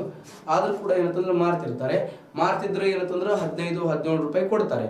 ನೋಡ್ರಿ, ಫ್ರೀ ಆಗಿ ಸಿಗುವಂತ ಅಕ್ಕಿ ಅಂತಂದ್ರೆ 17-18 ರೂಪಾಯಿ ಪರ್ kg ತಗೋಬೇಕು ಅಂತಂದ್ರೆ ಆ ಅಕ್ಕಿಯನ್ನು ತಗೊಳಕ್ಕೆ ಅಂತಂದ್ರೆ ನಿಮ್ ಕಡೆ ಇರುವಂತ ದುಡ್ಡನ್ನು ಏನಂದ್ರೆ ಖರ್ಚು ಮಾಡ್ತೀರಿ. ಖರ್ಚು ಮಾಡಿದ್ರೆ ನಿಮ್ ಸೇವಿಂಗ್ ಏನಾಗ್ತದ? ಆಟೋಮೆಟಿಕ್ ಆಗಿ ಕಡಿಮೆ ಆಗ್ತದ. ಇದು ಒಂದು ರೀಸನ್. ಮತ್ತೇನಂದ್ರೆ ಸರ್ಕಾರದಿಂದ ನಿಮ್ಗೆ ಯಾವುದೇ ಸ್ಕಾಲರ್ಶಿಪ್ ಇಲ್ಲ, ಏನೂ ಇಲ್ಲ. ಅವಾಗ ಏನಾಗ್ತದೆ? ನಿಮ್ ವೈಯಕ್ತಿಕ ದುಡ್ಡೊಳಗೆ ಏನಂತಂದ್ರೆ ನೀವು ಕಲಿಬೇಕಾಗ್ತದ. ಅವಾಗ ಕೂಡ ಏನಂದ್ರೆ ನಿಮ್ ಉಳಿತಾಯ ಸೇವಿಂಗ್ ಏನಾಗ್ತದ? ಕಡಿಮೆ ಆಗ್ತದ. ಇದು ಕೂಡ ಏನಂತಂದ್ರೆ ಒಂದು ರೀಸನ್ ಇರಬಹುದು. ಸರಿನಾ? ಇವೆಲ್ಲ ಕಾರಣದಿಂದ ಏನಂತಂದ್ರೆ ಹಣದುಬ್ಬರ ನಿಯಂತ್ರಣ ಮಾಡಬೇಕು. ಇನ್ನ ಹಣದುಬ್ಬರ ನಿಯಂತ್ರಣ ಮಾಡ್ಬೇಕಂತಂದ್ರೆ RBI ಮುಕ್ತ ಮಾರುಕಟ್ಟೆ ಕಾರ್ಯಾಚರಣೆಯನ್ನು ಕೈಗೊಳ್ಳುತ್ತೆ. ಯಾವುದು? RBI ದವ್ರು ಏನ್ ಮಾಡ್ತಾರೆ? ಮುಕ್ತ ಮಾರುಕಟ್ಟೆ ಕಾರ್ಯಾಚರಣೆ. ಯಾವ ಮಾರುಕಟ್ಟೆ? ಮುಕ್ತ ಮಾರುಕಟ್ಟೆ ಕಾರ್ಯಾಚರಣೆ ಕೈಗೊಳ್ಳುತ್ತೆ. ಓಕೆ, ಇದನ್ನ ಏನಂತ ಕರಿತೀವಿ? ಓಪನ್ ಮಾರ್ಕೆಟ್ ಆಪರೇಷನ್ ಅಂತ ಕರಿತೀವಿ. ಯಾವ ಮಾರ್ಕೆಟ್? ಓಪನ್ ಮಾರ್ಕೆಟ್ ಆಪರೇಷನ್ ಕೈಗೊಳ್ಳುತ್ತೆ. ಆಪರೇಷನ್ ಓಪನ್ ಮಾರ್ಕೆಟ್ ಆಪರೇಷನ್ ಮುಕ್ತ ಮಾರುಕಟ್ಟೆ ಕಾರ್ಯಾಚರಣೆ ಕೈಗೊಳ್ಳುತ್ತೆ. ಹಣದುಬ್ಬರ ನಿಯಂತ್ರಣ ಮಾಡ್ಬೇಕಂತಂದ್ರೆ RBI ಓಪನ್ ಮಾರ್ಕೆಟ್ ಆಪರೇಷನ್. ಇಲ್ಲಿ RBI ಇರುತ್ತೆ ಅಂತ ತಿಳ್ಕೊಳ್ಳ್ರಿ. RBI okay. ಇಲ್ಲಿ ಏನಂತಂದ್ರೆ ಈ ಕಡೆ ಮಾರ್ಕೆಟ್ ಇದು ಏನ್ರಿ ಮಾರ್ಕೆಟ್. ಲಾಸ್ಟ್ ಟೈಮ್ ಹೇಳಿದೆ ನಾನು ನಿಮ್ಗೆ, ಇದು ಏನಂತಂದ್ರೆ ಮಾನಿಟರಿ ಪಾಲಿಸಿ ಒಳಗಿದ್ದು ಮಾರ್ಕೆಟ್ ಅಂತ ತಿಳ್ಕೊಳ್ರಿ. ಮಾರ್ಕೆಟ್ ಅಂತಂದ್ರೆ ಇಲ್ಲಿ ಬ್ಯಾಂಕುಗಳು, ಹಣಕಾಸಿನ ಸಂಸ್ಥೆಗಳು, commercial bank, private sector bank, foreign banks ಎಲ್ಲ ಇರ್ತವೆ. ಇಲ್ಲಿ ಮತ್ತು ಜನಸಾಮಾನ್ಯರು ಕೂಡ ಇರ್ತಾರೆ. ಅವಾಗ ಏನಾಯ್ತು ನೋಡ್ರಿ, ಮಾರ್ಕೆಟ್ ಅಲ್ಲಿ ಏನಂದ್ರ ಹಣದ ಏನಂತಂದ್ರೆ ಚಲಾವಣೆ ಜಾಸ್ತಿ ಆಗ್ಯದ. ಜನಸಾಮಾನ್ಯರ ಹತ್ರ ದುಡ್ಡು ಜಾಸ್ತಿ ಇದಾವ. ಬ್ಯಾಂಕುಗಳು ಕಡಿಮೆ ರೇಟ್ ಆಫ್ ಇಂಟ್ರೆಸ್ಟ್ ಅಲ್ಲಿ ದುಡ್ಡು ಕೊಡತಾವ, ಜನರಿಗೆ ಸಾಲ ಕೊಡತಾರ. ಸಾಲ ಕೊಟ್ಟಾಗ ಏನಾಗತ್ತದ, ಇಲ್ಲಿ ಹಣದುಬ್ಬರ ಆಗ್ಬಿಟ್ಟಿದ್ರಿ, ಇಲ್ಲಿ ಇನ್ಫ್ಲೇಷನ್ ಆಗ್ಬಿಟ್ಟದ. ಇನ್ಫ್ಲೇಷನ್ ಆದಾಗ ಏನಂತಂದ್ರೆ RBI ತನ್ನಲ್ಲಿರುವ ಒಂದು ಸರ್ಕಾರಿ ಬಾಂಡ್ಗಳನ್ನು ಬಿಡುಗಡೆ ಮಾಡುತ್ತೆ. RBI ತನ್ನ ಸರ್ಕಾರಿ ಬಾಂಡ್ಗಳನ್ನು ಇಲ್ಲಿ ಕೊಡೋದು, ಇಲ್ಲಿ ಕೊಟ್ಟು ಏನು ಮಾಡೋದು, ಇಲ್ಲಿಂದ ಇರುವಂತ ಎಲ್ಲಾ ದುಡ್ಡನ್ನು ಏನಂತಂದ್ರೆ RBI ತಗೊಂಡು ಬಂದ್ಬಿಡೋದು. ಓಕೆ. ಓಪನ್ ಮಾರ್ಕೆಟ್ ಆಪರೇಷನ್ ಅಂತಂದ್ರ RBI ತನ್ನಲ್ಲಿರುವ ಸರ್ಕಾರಿ ಬಾಂಡ್ಗಳನ್ನು, RBI ತನ್ನಲ್ಲಿರುವಂತ ಸರ್ಕಾರಿ ಬಾಂಡ್ಗಳನ್ನು ಮಾರುವ ಮತ್ತು ಕೊಳ್ಳುವ. ಹಣದುಬ್ಬರದ ಸಂದರ್ಭದಲ್ಲಿ ಬಾಂಡನ್ನು ಮಾರುತ್ತೆ, ಮಾರಿ ಇಲ್ಲಿರುವಂತ ದುಡ್ಡನ್ನೆಲ್ಲ ತಗೊಂಡು ಏನಂತಂದ್ರೆ RBI ಬರುತ್ತೆ. ಇದೇ ಏನಂತಂದ್ರೆ ಇನ್ಫ್ಲೇಷನ್ ಕಂಟ್ರೋಲ್ ಮಾಡಬಹುದು ತಾತ್ಕಾಲಿಕವಾಗಿ. ಸೊ ಸರ್ ಇವ್ರು ಈ ಮಾರ್ಕೆಟ್ ಅಲ್ಲಿ ಬಾಂಡ್ ತಗೊಂಡು ಅವ್ರು ಏನ್ ಮಾಡ್ಬೇಕು ಸರ್ ಅಂತಂದ್ರ, ಲಾಸ್ಟ್ ಟೈಮ್ ಹೇಳಿದೆ ನಿಮ್ಗೆ, ಅವ್ರಿಗೆ ಏನಂತಂದ್ರ ಬಾಂಡ್ ಅನ್ನು ಕೊಟ್ಟು ಏನ್ ಮಾಡ್ತಾರೆ, ಒಂದು ಪರ್ಟಿಕ್ಯುಲರ್ ಟರ್ಮಿಗೆ ಏನಂದ್ರೆ ಇಂತಿಷ್ಟು ಏನಂತಂದ್ರೆ ರೇಟ್ ಆಫ್ ಇಂಟ್ರೆಸ್ಟ್ ಕೊಡ್ತೀವಿ ಅಂತೇಳಿ ಡಿಸೈಡ್ ಮಾಡ್ತಾರಲ್ಲ, ಅದೇ ಏನಂತಂದ್ರೆ ಓಪನ್ ಮಾರ್ಕೆಟ್ ಆಪರೇಷನ್ ಅಂತ ಕರಿತೀವಿ. ಈ ಓಪನ್ ಮಾರ್ಕೆಟ್ ಆಪರೇಷನ್ ಮಾಡೋದ್ರ ಮೂಲಕ ಏನಂತಂದ್ರೆ ಹಣದುಬ್ಬರವನ್ನು ನಿಯಂತ್ರಿಸಬಹುದು. Okay right. ಇನ್ನ ನೆಕ್ಸ್ಟ್ ಬರೋದು ನಿಮಗೆ ಏನಂತಂದ್ರೆ ಹಣದುಬ್ಬರ ಇಲ್ಲಿಗೆ ಏನಂತಂದ್ರೆ ಮುಕ್ತಾಯಗೊಳ್ಳುತ್ತೆ. ನೆಕ್ಸ್ಟ್ ಏನಂತಂದ್ರೆ ಅನ್ನಪ್ರಸರಣ ಅಂತಂದ್ರೆ ಏನ್ರಿ, ಇದು ಕೂಡ ಏನಂದ್ರೆ ಹಣದುಬ್ಬರ ಅರ್ಥ ಆದ್ರ ಇದು ಅಂತೂ ಈಸಿಯಾಗಿ ಅರ್ಥ ಆಗ್ಲೇಬೇಕು, ಏನಿಲ್ಲ ಇದ್ರೊಳಗ. ಹಣದುಬ್ಬರ ಅರ್ಥ ಆದ್ರೆ ಏನಂದ್ರೆ ಅನ್ನಪ್ರಸರಣ ನೋಡ್ರಿ. ಅನ್ನಪ್ರಸರಣ ಅಂತಂದ್ರೆ ಒಂದೇ, ಕುಗ್ಗು ಪ್ರಸರಣ ಅಂದ್ರೆ ಒಂದೇ, ಹಣದುಬ್ಬರ ಇಳಿತ ಅಂದ್ರೆ ಒಂದೇ, ಡಿಫ್ಲೇಷನ್ ಅಂತಂದ್ರೆ ಒಂದೇ. ಡಿಫ್ಲೇಷನ್ ಅಂತಂದ್ರೆ ಒಂದೇ, ಹಣದುಬ್ಬರ ಅಂತಂದ್ರೆ ಒಂದೇ, ನೆಕ್ಸ್ಟ್ ಏನಂತಂದ್ರ ಕುಗ್ಗು ಪ್ರಸರಣ ಅಂತಂದ್ರೆ ಒಂದೇ, ಅನ್ನಪ್ರಸರಣ ಅಂತಂದ್ರೆ ಒಂದೇ. ಇವೆಲ್ಲ ಏನಂತಂದ್ರ ಬೇರೆ ಬೇರೆ ಅರ್ಥದಲ್ಲಿ ಇವುಗಳಿಗೆ ಏನಂತಂದ್ರೆ ಹೇಳ್ತೀವಿ. ನೆಕ್ಸ್ಟ್ ಏನಂತಂದ್ರ ಅನ್ನಪ್ರಸರಣ, ಕುಗ್ಗು ಪ್ರಸರಣ, ಹಣದುಬ್ಬರ ಅಂತಂದ್ರೆ ಏನ್ರಿ ಅಪ್ಪ ಅಂತ ಕೇಳಿದ್ರ ಈಸಿ ಇದೆ ಇದು ಕೂಡ ನೋಡ್ರಿ. ಸರಕು ಮತ್ತು ಸೇವೆಗಳ ಬೆಲೆಯಲ್ಲಿ ಸತತವಾಗಿ ಇಳಿಕೆ ಆಗ್ತಿದ್ದು ನೋಡ್ರಿ. ಸರಕು ಮತ್ತು ಸೇವೆಗಳ ಬೆಲೆಯಲ್ಲಿ ಏನಾಗ್ತಿರ್ಬೇಕು, ಸತತವಾಗಿ ಇಳಿಕೆ ಆಗೋದು. ಮತ್ತೇನಂತಂದ್ರೆ ಹಣದ ಮೌಲ್ಯದಲ್ಲಿ ಏನಾಗ್ಬೇಕು, ಸತತವಾಗಿ ಏರಿಕೆ ಆಗ್ತಿರ್ಬೇಕು. ಹಣದ ಮೌಲ್ಯದಲ್ಲಿ ಏನಾಗ್ತಿರ್ಬೇಕು, ಸತತವಾಗಿ ಏನಾಗ್ತಿರ್ಬೇಕು, ಏರಿಕೆ ಆಗುವಂತಿದ್ರೆ ಸರಕು ಮತ್ತು ಸೇವೆಗಳ ಬೆಲೆ ಸತತವಾಗಿ ಇಳಿಕೆ ಆಗ್ತಿರ್ಬೇಕು. ಮತ್ತೆ ಹಣದ ಮೌಲ್ಯದಲ್ಲಿ ಏನಾಗ್ತಿರ್ಬೇಕು, ಸತತವಾಗಿ ಏರಿಕೆ ಆಗ್ತಿರ್ಬೇಕು. ಅದನ್ನ ಏನಂತ ಕರೀತಾರೆ, ಅನ್ನಪ್ರಸರಣ ಅಂತ ಕರೀತಾರೆ, ಡಿಫ್ಲೇಷನ್ ಅಂತ ಕರೀತಾರೆ, ಕುಗ್ಗು ಪ್ರಸರಣ ಅಂತ ಕರೀತಾರೆ. ನೋಡಿ, ಕಡಿಮೆ ಪ್ರಮಾಣದ ಹಣವು ಹೆಚ್ಚಿನ ಪ್ರಮಾಣದ, ಯಾವ ಪ್ರಮಾಣದ, ಹೆಚ್ಚಿನ ಪ್ರಮಾಣದ ಸರಕುಗಳನ್ನು ಕೊಂಡುಕೊಳ್ಳುವುದೇ ಏನಂತಂದ್ರೆ ಅನ್ನಪ್ರಸರಣ.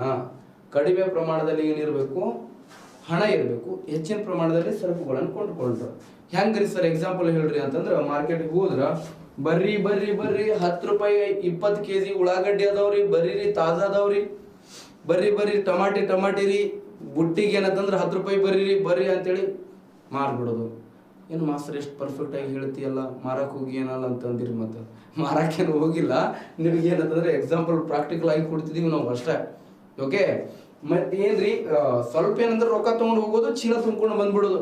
ಹಳೆ ಕಾಲದ ಮಂದಿ ಹಂಗೆ ಮಾಡ್ತಿದ್ರು ಅವರು. ಬರೀ ಏನಂತಂದ್ರ ಆಕಾಣಿ 10 ಪೈಸೆ 20 ಪೈಸೆ ಒಳಗೆ ಏನಂತಂದ್ರ ಮದುವೆ ಆಗಿ ಮಕ್ಕಳ ಮದುವೆನೂ ಹಾಕಿದ್ವು ಅಂತೆ. ಸೊ ಅಷ್ಟೊಂದು ಏನಂತಂದ್ರೆ ವ್ಯಾಲ್ಯೂ ಆಫ್ ಮನಿ ಇತ್ತು ಅಂತೆ, ದುಡ್ಡಿಗೆ ಅಷ್ಟೊಂದು ಮೌಲ್ಯ ಇತ್ತು ಅವಾಗ. ಬರ್ತಾ ಏನಾಗ್ತಿದೆ, ದುಡ್ಡಿಗೆ ಏನಂತಂದ್ರೆ ವ್ಯಾಲ್ಯೂ ಏನಾಗ್ತಿದೆ, ಕಡಿಮೆ ಆಗ್ತಿದೆ ರೀ. ಇನ್ಫ್ಲೇಷನ್ ಆಗ್ತಿದೆ. ಎವ್ರಿ ಡೇ ಏನಂತಂದ್ರೆ ಇನ್ಫ್ಲೇಷನ್ ಆಗೋದನ್ನು ನಾವು ನೋಡ್ತೀವಿ, ರೇಟ್ ಏರಿಕೆ ಆಗತ್ತದ. ಬಟ್ ಇಷ್ಟೊಂದು ಏನಂತಂದ್ರ ಇನ್ಫ್ಲೇಷನ್ ಆಗಬಾರ್ದು. ಕ್ರಿಪಿಂಗ್ ಇನ್ಫ್ಲೇಷನ್ ಆಗಿದ್ರೆ ಓಕೆ ಅಪ್ಪ, ನಡೀತದ. ಬಟ್ ನಮ್ಮಲ್ಲಿ ಏನಂತಂದ್ರೆ ನಮ್ಮ ಭಾರತ ದೇಶದಲ್ಲಿ ಪ್ರೆಸೆಂಟ್ ರನ್ನಿಂಗ್ ಇನ್ಫ್ಲೇಷನ್ ಆಗ್ತಿದೆ ರೀ. ಓಕೆ. ರನ್ನಿಂಗ್ ಇನ್ಫ್ಲೇಷನ್ ಸಂಭವಿಸುವಂತ ಸಾಧ್ಯತೆಗಳು ಕೂಡ ಇದೆ ಅಂತ ಹೇಳಿ ಹೇಳ್ತಾರೆ. ನೆಕ್ಸ್ಟ್ ಏನಂತಂದ್ರ ಈ ಅನಪ್ರಸರಣಕ್ಕೆ ಕಾರಣ ಪರಿಣಾಮ ಮತ್ತು ಇದಕ್ಕೆ ನಿಯಂತ್ರಿಸುವ ಕ್ರಮಗಳೆಲ್ಲ ಏನಾಗ್ತಿರ್ತದ ಹಣದುಬ್ಬರಕ್ಕೆ ವಿರುದ್ಧ ಆಗಿರುತ್ತೆ. ಇದು ನಿಮ್ಗೆ ಏನಂತಂದ್ರೆ 2020 PSI ಎಕ್ಸಾಮ್ ಅಲ್ಲಿ ಏನಂದ್ರೆ ಡೈರೆಕ್ಟ್ ಕ್ವಶನ್ ಕೇಳ್ರಿ ನಿಮ್ಗೆ ಅನಪ್ರಸರಣ ಎಂದ್ರೆ ಏನು ಅಂತ. ಓಕೆ, ಹಣದುಬ್ಬರ ಇಳಿತ ಅಂದ್ರೆ ಏನು ಹಂಗೂ ಕೇಳಿಲ್ಲ. ಡಿಫ್ಲೇಷನ್ ಅಂದ್ರೆ ಏನು ಅಂತೇಳಿ ಕೇಳಿದಾಗಲ್ಲ ನಿಮ್ಗೆ. ಡಿಫ್ಲೇಷನ್ ಎಂದ್ರೆ ಏನು ಅಂತೇಳಿ ಡೈರೆಕ್ಟ್ ಆಗಿ ಕೇಳಿಬಿಟ್ಟಿದ. ಡಿಫ್ಲೇಷನ್ ಅಂತಂದ್ರೆ ಕಡಿಮೆ ಹಣ ಇರಬೇಕು, ಹೆಚ್ಚು ಸರಕುಗಳನ್ನು ಕೊಂಡುಕೊಳ್ತಿರ್ಬೇಕು. ಇದೇ ಏನಂತಂದ್ರೆ ಡಿಫ್ಲೇಷನ್ ಅಂತೇಳಿ ಕರೀತಾರೆ. ಇಷ್ಟೇನಂತಂದ್ರೆ ಗೊತ್ತಿರಲಿ.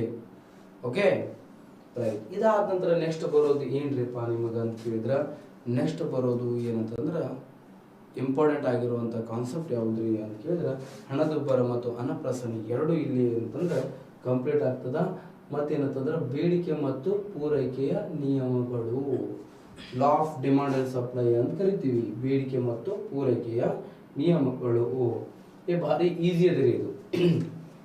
Law of demand and supply ಅಂತ ಕರಿತೀವಿ, ಈಸಿ ಇದೆ ರೀ. ಇದು ಕೂಡ ಏನಂತಂದ್ರೆ ಡೈರೆಕ್ಟ್ ಕ್ವಶನ್ ಕೇಳ್ಯಾರ ಇದನ್ನು. Law of demand and supply. Okay, law of demand and supply ಅಂತ ಕರಿತೀವಿ.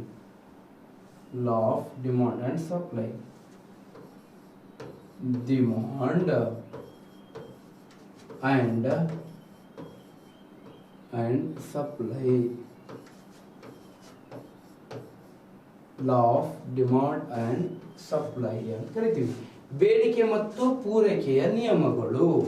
Law of demand and supply ಅಂತ ಹೇಳಿ ಇದು ಒಂದು ಏನಂತಂದ್ರೆ ಕಾಂಪಿಟೇಟಿವ್ ಎಕ್ಸಾಮ್ ಒಳಗೆ ಏನಂತಂದ್ರೆ ಎಲ್ಲೋ ಅಲ್ಪ ಸ್ವಲ್ಪ ಅಲ್ಲಿ ಇಲ್ಲಿ ಸ್ವಲ್ಪ ಏನಾದ್ರು ಕೇಳ್ತಾರೆ. ಇದರ ಮೇಲೆ ಜಾಸ್ತಿ ಏನಂತಂದ್ರೆ ಡಿಗ್ರಿ ಮತ್ತು PG ಲೆವೆಲ್ ಒಳಗ ಮತ್ತು KSET ನೆಟ್ ಓದೋರಿಗೆ ಅಂದ್ರೆ ಫುಲ್ ಡೆಪ್ತ್ ಆಗಿ ಕಾನ್ಸೆಪ್ಟ್ ಬರ್ತವೆ. ಇಲ್ಲಿ ಅಂದ್ರೆ ಕಾಂಪಿಟೇಟಿವ್ ಎಕ್ಸಾಮಿಗೆ ಜಾಸ್ತಿ ಏನು ಕೇಳಿಲ್ಲ. ಕೇಳಿದ್ದು ಏನೇನು ಕೇಳ್ಯಾರ ಅದನ್ನ ಅಷ್ಟೇ ಹೇಳ್ತೀನಿ ನೋಡ್ರಿ ಕರೆಕ್ಟ್ ಆಗಿ. ನೋಡ್ರಿ, ಈ ಬೇಡಿಕೆ ಮತ್ತು ಪೂರೈಕೆ ನಿಯಮಗಳನ್ನು ಪರಿಚಯ ಮಾಡಿದವರು ಯಾರು ಅಂತಂದ್ರೆ ಆಲ್ಫ್ರೆಡ್ ಮಾರ್ಷಲ್ ಅವರು ಪರಿಚಯ ಮಾಡಿ ಇದನ್ನ ಅಭಿವೃದ್ಧಿ ಪಡಿಸ್ತಾರೆ, ಡಿಮಾಂಡ್ ಸಪ್ಲೈ ಕರ್ ಅನ್ನು.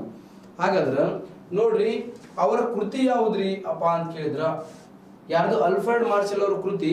ತನ್ನ ಕೃತಿಯಾದ ಅರ್ಥಶಾಸ್ತ್ರದ ತತ್ವಗಳು ದಿ ಪ್ರಿನ್ಸಿಪಲ್ಸ್ ಆಫ್ ಎಕನಾಮಿಕ್ಸ್ ಎಂಬ ಕೃತಿಯಲ್ಲಿ, ಯಾವುದು? ದಿ ಪ್ರಿನ್ಸಿಪಲ್ಸ್ ಆಫ್ ಎಕನಾಮಿಕ್ಸ್ ಎಂಬ ಕೃತಿಯಲ್ಲಿ ಆಲ್ಫ್ರೆಡ್ ಮಾರ್ಷಲ್ ಅವರು ಮೊಟ್ಟ ಮೊದಲ ಬಾರಿಗೆ ಈ ಕೃತಿಯಲ್ಲಿ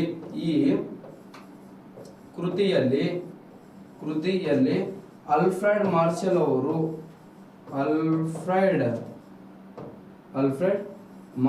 ಅವರು ಮೊದಲ ಬಾರಿಗೆ ಏನಂತಂದ್ರೆ ಬೇಡಿಕೆ ಮತ್ತು ಪೂರೈಕೆ ನಿಯಮಗಳ ಕುರಿತು ವಿವರಿಸಿದ್ದಾರೆ.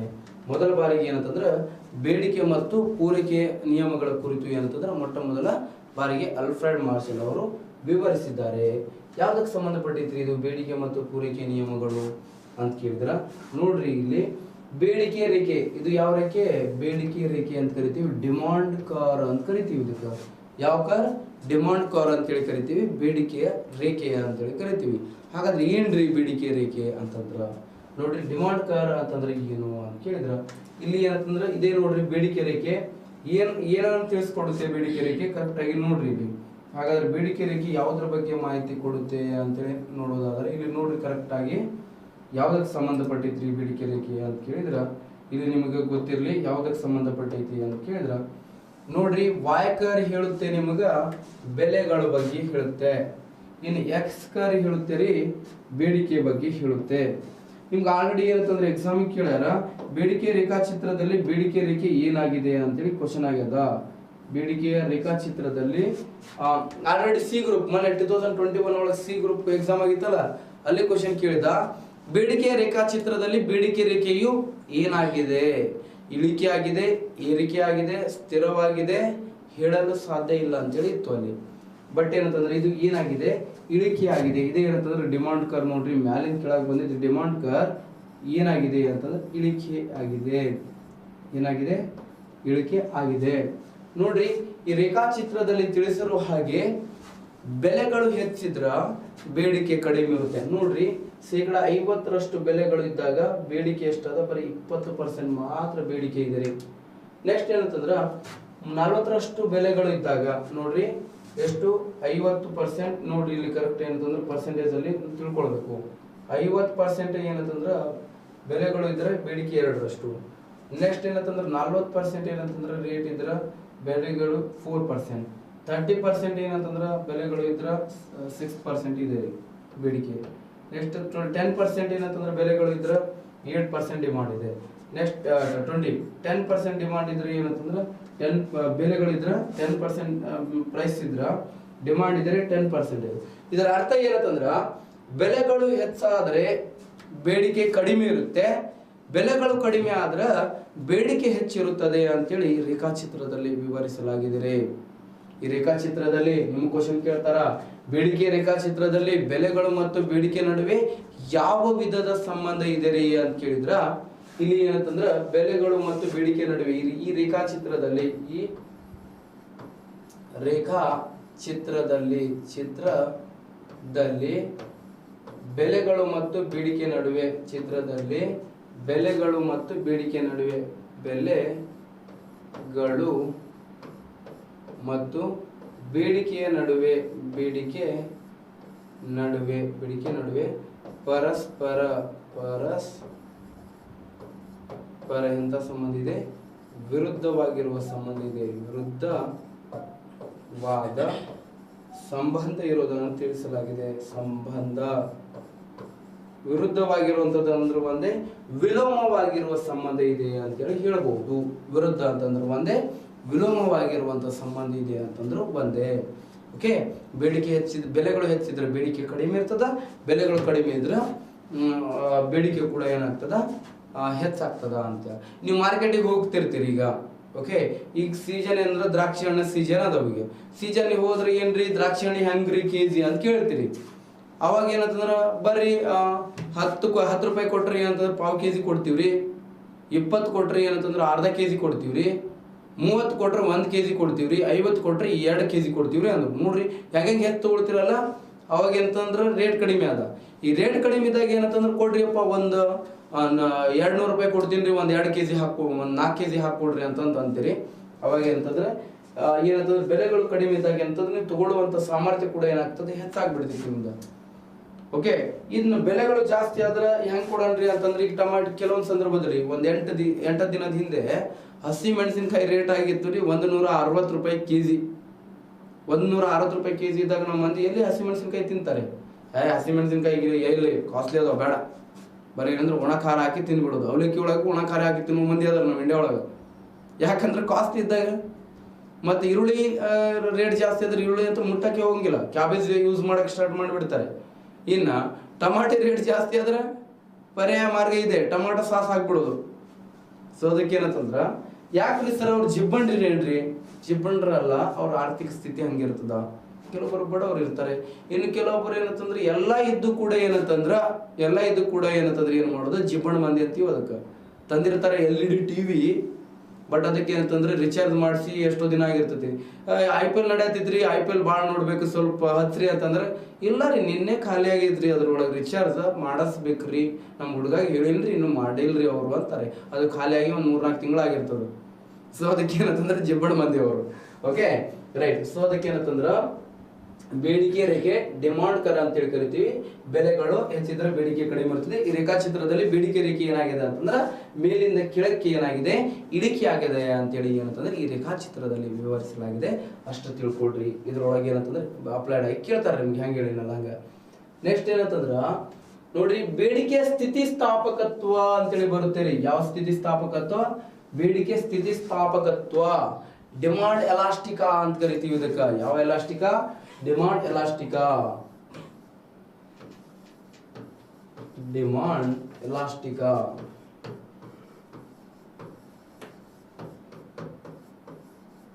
ಡಿಮಾಂಡ್ ಎಲಾಸ್ಟಿಕಾ. ಬೇಡಿಕೆ ಸ್ಥಿತಿಸ್ಥಾಪಕತ್ವ ಅಂತಂದ್ರೆ ಏನ್ರಿ? ಡಿಮಾಂಡ್ ಎಲಾಸ್ಟಿಕಾ ಅಂತಂದ್ರೆ ಏನು? ಈಸಿ ಇದೆ ರೀ. ಡಿಮಾಂಡ್ ಎಲಾಸ್ಟಿಕಾ ಅಂತಂದ್ರ ಏನಿರಬಹುದು ನೋಡ್ರಿ, ಕೆಲವು ಅವಶ್ಯಕ ಸರಕುಗಳ ಬೆಲೆಯಲ್ಲಿ, ಅವಶ್ಯಕವಾಗಿ ಬೇಕಾಗಿರುವಂತ ಸರಕುಗಳಲ್ಲಿ ನೋಡ್ರಿ, ಕೆಲವು ಅವಶ್ಯಕ ಸರಕುಗಳ ಬೆಲೆಯಲ್ಲಿ ಎಷ್ಟೇ ಪ್ರಮಾಣದಲ್ಲಿ ಏರಿಕೆ ಆದರೂ ಸಹ, ಬೆಲೆಯಲ್ಲಿ ಏನಾಗಬೇಕು, ಎಷ್ಟೇ ಪ್ರಮಾಣದಲ್ಲಿ ಏರಿಕೆ ಆದರೂ ಸಹ ಅದರ ಬೇಡಿಕೆಯಲ್ಲಿ ಯಾವುದೇ ಬದಲಾವಣೆಗಳು ಆಗುವುದಿಲ್ಲ. ಇದೇ ಬೇಡಿಕೆ ಸ್ಥಿತಿಸ್ಥಾಪಕತ್ವ. ಆದ್ರೆ ಬೆಲೆಗಳಲ್ಲಿ ಏನಂತಂದ್ರೆ ಎಷ್ಟೇ ಅವಶ್ಯಕವಾಗಿರುವಂತದ್ದು, ಈ ಉಪ್ಪು ಅವಶ್ಯಕತಮ. ಉಪ್ಪು ಏನಂತಂದ್ರೆ 1000 ರೂಪಾಯಿ ಕೆಜಿ ಆದ್ರೂ ಕೂಡ ತಗೊಳ್ಳಬೇಕು, ತೊಗೊಳ್ತಿರಲ್ಲ. ಇಲ್ರಿ ಭಾಳ ಕಾಸ್ಟ್ಲಿ ಆಗೈತ್ರಿ, ಮುಂದಿನ ವರ್ಷ ತೊಗೊಂಡ್ರ ಅದು ಬಿಡ್ರಿ, ಭಾಳ ಕಾಸ್ಟ್ಲಿ ಅದ ಉಪ್ರಿ, ನಾವು ಹಂಗೆ ಊಟ ಮಾಡ್ತೀವ್ರಿ. ಉಪ್ಪು ಇರ್ಲಿಲ್ಲ ಅಂದ್ರೆ ನಡೀತೈತೇನ? ನಡೆಯಂಗಿಲ್ಲ. ಸೊ ಅದಕ್ಕೆ ಏನಂದ್ರೆ ಅವಶ್ಯಕವಾಗಿ ಏನಂತಂದ್ರೆ ಬೇಕಾಗಿರುವಂತ ಸರಕುಗಳು. ಕೆಲವೊಬ್ರು ಏನಂತಂದ್ರ ಈಗ ಪೆಟ್ರೋಲ್ ರೇಟ್ ಕೂಡ ಹೆಚ್ಚಾಗ್ಯದ.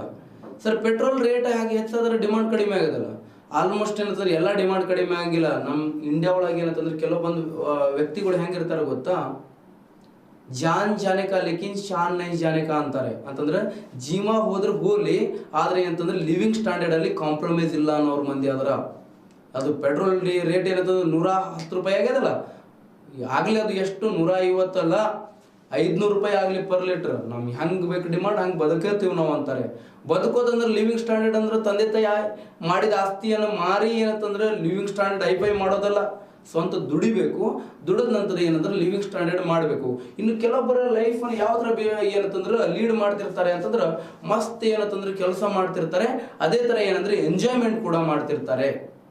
ಓಕೆ, ಇಲ್ರಿ ಸರ್ ನಾವೇನು ಮಾಡ್ಬೇಕ್ರಿ, ಓದ್ಬೇಕಂದ್ರೆ ನೀವು ಕರೆಕ್ಟಾಗಿ ಓದ್ತಾನೆ ಏನು ಮಾಡ್ರಿ, ಎಂಜಾಯ್ಮೆಂಟ್ ಮಾಡ್ರಿ. ಆಮೇಲೆ ಏನಂತಂದ್ರೆ ಎಲ್ಲ ಮುಂದೆ ಕೂಡ ಏನಂತಂದ್ರೆ ಎಂಜಾಯ್ಮೆಂಟ್ ಆಟೋಮೆಟಿಕ್ ಆಗಿ ನಿಮಗೆ ಸಿಗ್ತವೆ. ಈಗ ಓದಿ ಓದಿ ಓದಿ ಓದಿ ಕಣ್ಣು ಕೆಂಪಾಗಬೇಕು. ಈಗ ನಿಮ್ದು ಕಣ್ಣು ಕೆಂಪಾದ್ರೆ ನಾಳೆ ಏನಂದ್ರೆ ಆಫೀಸರ್ ಆದ ನಂತರ ಏನಂದ್ರೆ ಕಣ್ಣು ತಂಪಾಕ್ಕವೆ. ಮತ್ತೆ ಹೆಂಗೆ ತಂಪಾಕ್ಕವತ್ತಂದ್ರೆ ಮತ್ತೆ ಏನೇನೋ ತಿಳ್ಕೊಳಕ್ ಹೋಗ್ಬೇಡ್ರಿ. ಯಾವ ಅರ್ಥದಲ್ಲಿ ಹೇಳಿನ ಅಂತಂದ್ರೆ ಆರಾಮ್ ಎ ಸಿ ರೂಮಲ್ಲಿ ಇರಬಹುದು. ಈ ಎ ಸಿ ಹಚ್ಚಿದಾರಲ್ಲಿ ನಂದು ಕಣ್ಣು ತಂಪಾಗತ್ತವ. ಈಗ ಮೊದಲು ಬರುವಾಗ ಕೆಂಪಾಗಿದ್ದು, ಇಲ್ಲಿ ಬಂದು ತಂಪಾಗ್ಯಾವ ಈಗ. ಸೊ ಅದಕ್ಕೆ ಏನಂತಂದ್ರೆ ಆ ಅರ್ಥದಲ್ಲಿ ಹೇಳ್ತಿದ್ವಿ, ಮತ್ತೇನೇನೋ ತಿಳ್ಕೊಳಕ್ ಹೋಗ್ಬೇಡಿ, ಸರಿನಾ. ಬೇಡಿಕೆ ಸ್ಥಿತಿಸ್ಥಾಪಕತ್ವ ಅಂದ್ರೆ ಅವಶ್ಯಕ ಬೆಲೆಗಳ ಸರಕುಗಳ ಬೆಲೆಯಲ್ಲಿ ಏನಾಗಬೇಕು, ಎಷ್ಟೇ ಪ್ರಮಾಣದಲ್ಲಿ ಏರಿಕೆ ಆದರೂ ಸಹ ಅದರ ಏನಂತಂದ್ರೆ ಬೇಡಿಕೆಯಲ್ಲಿ ಏನು ಬದಲಾವಣೆ ಆಗಬಾರ್ದು. ಈಗ ಕರೋನಾ ದಿಂದ ಏನಂತಂದ್ರೆ ಕೆಲವೊಂದು ಅವಶ್ಯಕ ವಸ್ತುಗಳ ಏನಂತಂದ್ರೆ ಬೆಲೆಗಳು ಹೆಚ್ಚಾಗಿತ್ತು. ಬೆಲೆಗಳು ಹೆಚ್ಚಾಗೈತಿ, ಆಕ್ಸಿಜನ್, ವೆಂಟಿಲೇಟರ್, ಟ್ಯಾಬ್ಲೆಟ್ಸ್ಗಳು ರೇಟ್ ಜಾಸ್ತಿ ಆಗಿತ್ತು ಅಂತೇಳಿ ಎಲ್ಲಿ ಬಿಡು, ಎಲ್ಲಿ ತಗೊಳ್ಳೋದು ಕಾಸ್ಟ್ ಆಗಿದ್ ಬಿಡು, ನೆಕ್ಸ್ಟ್ ಟೈಮ್ ಕರೋನಾ ಬಂದಾಗ ನೋಡೋಣ ಬಿಡು ಅಂತೇಳಿ ಬಿಡ್ತೀರೇನ? ಬಿಟ್ರೆ ಮತ್ತೆ ಸೆಲೆಬ್ರೇಷನ್ ನಿಮ್ದು ಟಮಟೆ ಸೌಂಡ್ ಕೇಳೋ ಬರಸ್ತಿತ್ತು ಮತ್ತೆ. ಓಕೆ, ಇದು ಏನಂತಂದ್ರೆ ಬೇಡಿಕೆ ಸ್ಥಿತಿಸ್ಥಾಪಕ ಅಥವಾ ಡಿಮಾಂಡ್ ಎಲಾಸ್ಟಿಕ ಅಂತ ಕರಿತೀವಿ. ಇನ್ನ ಪೂರೈಕೆಯ ರೇಖೆ ರೀ, ಪೂರೈಕೆಯ ರೇಖೆ. ಈ ಪೂರೈಕೆ ರೇಖೆಯನ್ನು ಪರಿಚಯ ಮಾಡಿದವರು ಸಹ ಯಾರು? ಆಲ್ಫ್ರೆಡ್ ಮಾರ್ಷಲ್ ಅವರೇ ಪರಿಚಯ ಮಾಡ್ತಾರೆ. ಪೂರೈಕೆ ರೇಖೆಯನ್ನು ಪರಿಚಯ ಮಾಡಿದವರು ಯಾರು? Alfred marshal. ಈ ಆಲ್ಫ್ರೆಡ್ ಮಾರ್ಷಲ್ ಅವರು ಯಾವ ದೇಶದವರು ಅಂತ ಕೇಳಿದ್ರ, ಇವ್ರು ಏನಂತಂದ್ರ ಯುರೋಪ್ ರಾಷ್ಟ್ರದಲ್ಲಿರುವಂತ ಇಂಗ್ಲೆಂಡ್ ನಲ್ಲಿ ಕಂಡು ಬರುತ್ತದೆ ಇವರು ಜನ್ಮಸ್ಥಳ. ಎಲ್ಲಿ? ಇವ್ರು ಏನಂತಂದ್ರೆ ಇಂಗ್ಲೆಂಡ್ ನವರು. ಸೊ ಇವರು ಆಲ್ಫ್ರೆಡ್ ಮಾರ್ಷಲ್ ಅವರು ಸಹ ಇದೇ ಕೃತಿಯಲ್ಲಿ ಕೂಡ ಯಾವ ಕೃತಿ, ಅರ್ಥಶಾಸ್ತ್ರದ ತತ್ವಗಳು ಎಂಬ ಕೃತಿಯಲ್ಲಿ ಏನಂತಂದ್ರ ಪೂರೈಕೆ ರೇಖೆಯಲ್ಲಿ ಕೂಡ ಪೂರೈಕೆ ರೇಖೆಗಳ ಕುರಿತು ಏನಂತಂದ್ರೆ ವಿವರಿಸಿದ್ದಾರೆ. ಏನ್ರಿ ಪೂರೈಕೆ ರೇಖೆ ಅಂತ ಕೇಳಿದ್ರ, ನೋಡ್ರಿ, ಬೆಲೆಗಳು ಹೆಚ್ಚಿದಂತೆ ಪೂರೈಕೆ ಸಹ ಹೆಚ್ಚಿರುತ್ತೆ, ಬೆಲೆಗಳು ಕಡಿಮೆ ಇದ್ದಂತೆ ಪೂರೈಕೆ ಸಹ ಏನಾಗ್ತದ, ಕಡಿಮೆ ಆಗ್ತದ ಅಂತೇಳಿ ಈ ರೇಖಾಚಿತ್ರದಲ್ಲಿ ವಿವರಿಸಿಕೊಟ್ಟಾರೆ. ನೋಡ್ರಿ, ಪೂರೈಕೆಯ ರೇಖೆ ಸಪ್ಲೈ ಕರ್ ಅಂತ ಕರಿತೀವಿ. ಇದಕ್ಕೆ ಯಾವ ಕರ್? ಸಪ್ಲೈ ಕರ್ ಅಂತ ಕರಿತೀವಿ. ಸಪ್ಲೈ ಕರ್ ಅಂತಂದ್ರೆ ಏನ್ರಿ? ಹಾಗಾದ್ರ ಈ ಸಪ್ಲೈ ಕರ್ ಅಲ್ಲಿ ಬೆಲೆಗಳು ಮತ್ತು ಪೂರೈಕೆ ನಡುವೆ, ಬೆಲೆಗಳು ಮತ್ತೆ ಯಾವ್ದ್ರಿ?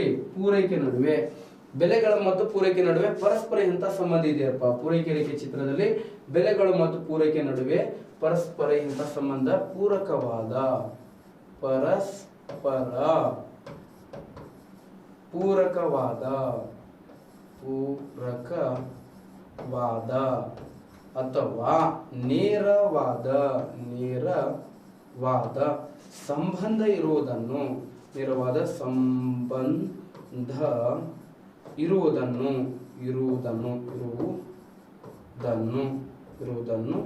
ಏನ್ ಮಾಡಲಾಗಿದೆ? ವಿವರಿಸಲಾಗಿದೆ.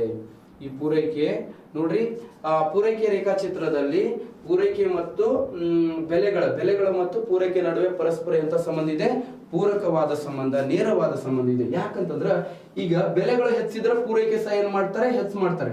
ಬೆಲೆಗಳು 50 ಇದ್ದಾಗ ಪೂರೈಕೆ 10 ಎಷ್ಟಿದೆ? ಬೆಲೆಗಳು 10 ಇದ್ದಾಗ ಪೂರೈಕೆ ಮಾತ್ರ 2 ಇದೆ. ನೋಡ್ರಿ, ಎಕ್ಸಾಂಪಲ್ ಹೇಳ್ಬೇಕಂತಂದ್ರ, ರೈತರು ಬೆಳೆದಿರುವಂತ ಬೆಳೆಗಳಿಗೆ ಮಾರ್ಕೆಟ್ ಅಲ್ಲಿ ಪ್ರೈಸ್ ಚೆನ್ನಾಗಿದ್ರೆ ಏನ್ ಮಾಡ್ತಾರೆ? ಆಗಿಂದಾಗಿ ಏನ್ ಮಾಡಿಬಿಡ್ತಾರೆ? ಮಾರ್ಬಿಡ್ತಾರೆ. ಅವ್ರು ಮಾರ್ಬಿಡೋದಂತಂದ್ರೆ ಸಪ್ಲೈ ಮಾಡೋದು ಅಂತ ಅರ್ಥ. ಏನ್ ಮಾಡ್ತಾರೆ? ಮಾರ್ಬಿಡ್ತಾರೆ. ಸರ್, ಬೆಲೆಗಳನ್ನೇ ಇರ್ಲಿಲ್ಲ ಅಂತಂದ್ರೆ ಏನ್ ಮಾಡ್ತಾರೆ? ಮಾರ್ಕೆಟ್ ಅಲ್ಲಿ ಪ್ರೈಸ್ ಇಲ್ರಿ, ರೈತರು ಬೆಳೆದಿರುವಂತ ಬೆಳೆಗೆ ಬೆಲೆನೇ ಇಲ್ಲ ಅಂತಂದಾಗ ಏನ್ ಮಾಡ್ತಾರ? ಅವರು ಸಪ್ಲೈ ಮಾಡಂಗಿಲ್ರಿ, ಮಾರಾಟ ಮಾಡಂಗಿಲ್ಲ, ಸ್ಟೋರ್ ಮಾಡಿ ಇಟ್ಕೊಳ್ತಾರೆ ಮನೆಯಲ್ಲಿ. ಹಂಗಂತೇಳಿ ಟೊಮಾಟೊ ಸ್ಟೋರ್ ಮಾಡಿ ಇಡಂಗಿಲ್ಲ. ಟೊಮಾಟೊ ಮಾಡಿಬಿಟ್ರೆ ಮತ್ತೆ ಟೊಮಾಟೊ ಚಟ್ನಿ ಆಗಿಬಿಡ್ತಿತ್ತು. ಓಕೆ. ಸೊ ಕೆಡಲಾರ್ದಂಥ ಸರಕುಗಳನ್ನು ಸ್ಟೋರ್ ಮಾಡಿ ಇಟ್ಕೊಳ್ತಾರೆ. ಈ ಗೊಂಜಾಳ ಆಗಿರ್ಬೋದು, ಗೊಂಜಾಳ ಅಂದ್ರೆ ಗೊತ್ತಾಗ್ತದ, ಮೆಕ್ಕೆಜೋಳ ಆಗಿರ್ಬೋದು, ನೆಕ್ಸ್ಟ್ ಏನಂತಂದ್ರೆ ಜೋಳ ಆಗಿರ್ಬೋದು, ಭತ್ತ ಆಗಿರ್ಬೋದು, ಕೆಡಲಾರ್ದಂತೆ ಇರುವಂಥ ಪದಾರ್ಥಗಳನ್ನ ಏನು ಮಾಡ್ತಾರೆ, ಶೇಖರಣೆ, ಆಲೂಗಡ್ಡೆ ಆಗಿರ್ಬೋದು, ಓಕೆ, ಈರುಳ್ಳಿ ಆಗಿರ್ಬೋದು, ಅವುಗಳನ್ನ ಸ್ಟೋರ್ ಮಾಡಿ ಇಟ್ಕೊಳ್ತಾರೆ ಸ್ವಲ್ಪ ದಿನ. ಇನ್ನು ಮಾರ್ಕೆಟಲ್ಲಿ ರೇಟ್ ಬಂದಾಗ ಏನು ಮಾಡ್ತಾರೆ, ಅದನ್ನು ಮಾರಾಟ ಮಾಡ್ತಾರೆ. ಇದು ಪೂರೈಕೆ ರೇಖೆ. ಬೆಲೆಗಳ ಕಡಿಮೆ ಇರ್ತಾರೆ ಸರ್. ಮತ್ತು ಪೂರೈಕೆ ಮತ್ತು ಬೇಡಿಕೆ ರೇಖೆ ಕಂಪೇರ್ ಮಾಡ್ಕೊಳಕ್ ಹೋಗ್ಬೇಡ್ರಿ. ಮತ್ತು ಓಕೆ, ಬೇಡಿಕೆ ರೇಖೆನೇ ಬೇರೆ, ಪೂರೈಕೆ ರೇಖೆಯೇ ಬೇರೆ. ಪೂರೈಕೆ ರೇಖೆ ಪ್ರಕಾರ ಹೀಗೆ, ಬೇಡಿಕೆ ರೇಖೆ ಪ್ರಕಾರ ಹಾಗೆ, ಆಗ್ಲಿ ಹೇಳಿದ್ನಲ್ಲ ಆ ಥರ ಏನಂತಂದ್ರೆ ಅನಲೈಸ್ ಮಾಡ್ಕೊಳ್ಬೇಕು. ನೆಕ್ಸ್ಟ್, ಈ ಪೂರೈಕೆ ರೇಖಾಚಿತ್ರದಲ್ಲಿ ಪೂರೈಕೆ ರೇಖೆ ಏನಾಗಿದೆ, ಈ ಪೂರೈಕೆ ರೇಖಾಚಿತ್ರದಲ್ಲಿ ಪೂರೈಕೆ ರೇಖೆ ಏನಾಗಿದೆ ಅಂತಂದ್ರ ಎಡದಿಂದ ಬಲಕ್ಕೆ ಏನಾಗಿದೆ, ಏರಿಕೆಯಾಗಿದೆ. ಪೂರೈಕೆ ರೇಖಾಚಿತ್ರದಲ್ಲಿ ಪೂರೈಕೆ ರೇಖೆ ಏನಾಗಿದೆ, ಎಡದಿಂದ ಬಲಕ್ಕೆ ಏನಾಗಿದೆ, ಏರಿಕೆಯಾಗಿದೆ. ಏನಾಗಿದೆ, ಪೂರೈಕೆ ರೇಖಾಚಿತ್ರದಲ್ಲಿ ಪೂರೈಕೆ ರೇಖೆ ಏನಾಗಿದೆ, ಎಡದಿಂದ ಬಲಕ್ಕೆ ಏನಂತಂದ್ರೆ ಏರಿಕೆ ಆಗಿದ್ದನ್ನು ನಾವು ನೋಡ್ತೀವಿ. ಇದೇ ಪೂರೈಕೆ ರೇಖೆ. ಸರಿನಾ? ಈ ಪೂರೈಕೆ ರೇಖೆಯ ಚಿತ್ರದಲ್ಲಿ ಪೂರೈಕೆ ಬೆಲೆಗಳು ಮತ್ತು ಪೂರೈಕೆ ನಡುವೆ ಡೈರೆಕ್ಟ್ ಏನಂತಂದ್ರೆ ನೇರವಾಗಿರುವಂಥ ಸಂಬಂಧ ಇದೆ ಅಷ್ಟೇ. ಮತ್ತು ಇದನ್ನು ಬಿಟ್ಟರೆ ಇದರಲ್ಲಿ ಏನು ಕೇಳಂಗಿಲ್ಲ ನಿಮಗ. ಸರಿನಾ? ಎರಡು ಬೇಡಿಕೆ ಮತ್ತು ಪೂರೈಕೆ ರೇಖೆಗಳು ಅಂತೇಳಿ ಕರಿತೀವಿ.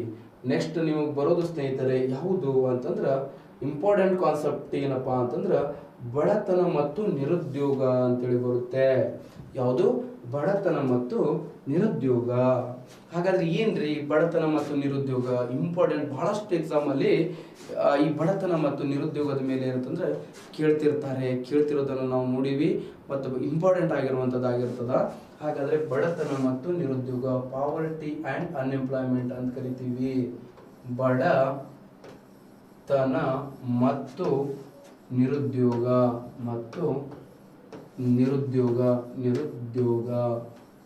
ಯಾವ್ದ್ಯೋಗ? ನಿರುದ್ಯೋಗ. ಬಡತನ ಮತ್ತು ನಿರುದ್ಯೋಗ ಅಂತ ಹೇಳಿ ಕರಿತೀವಿ. ಪಾವರ್ಟಿ ಅಂಡ್ ಅನ್ಎಂಪ್ಲಾಯ್ಮೆಂಟ್ ಅಂತ ಕರಿತೀವಿ. ಯಾವ ಎಂಪ್ಲಾಯ್ಮೆಂಟ್? Poverty and unemployment. ಬಡತನ ಮತ್ತು ನಿರುದ್ಯೋಗ ಅಂತ ಕರಿತೀವಿ. Poverty and unemployment. Poverty and unemployment.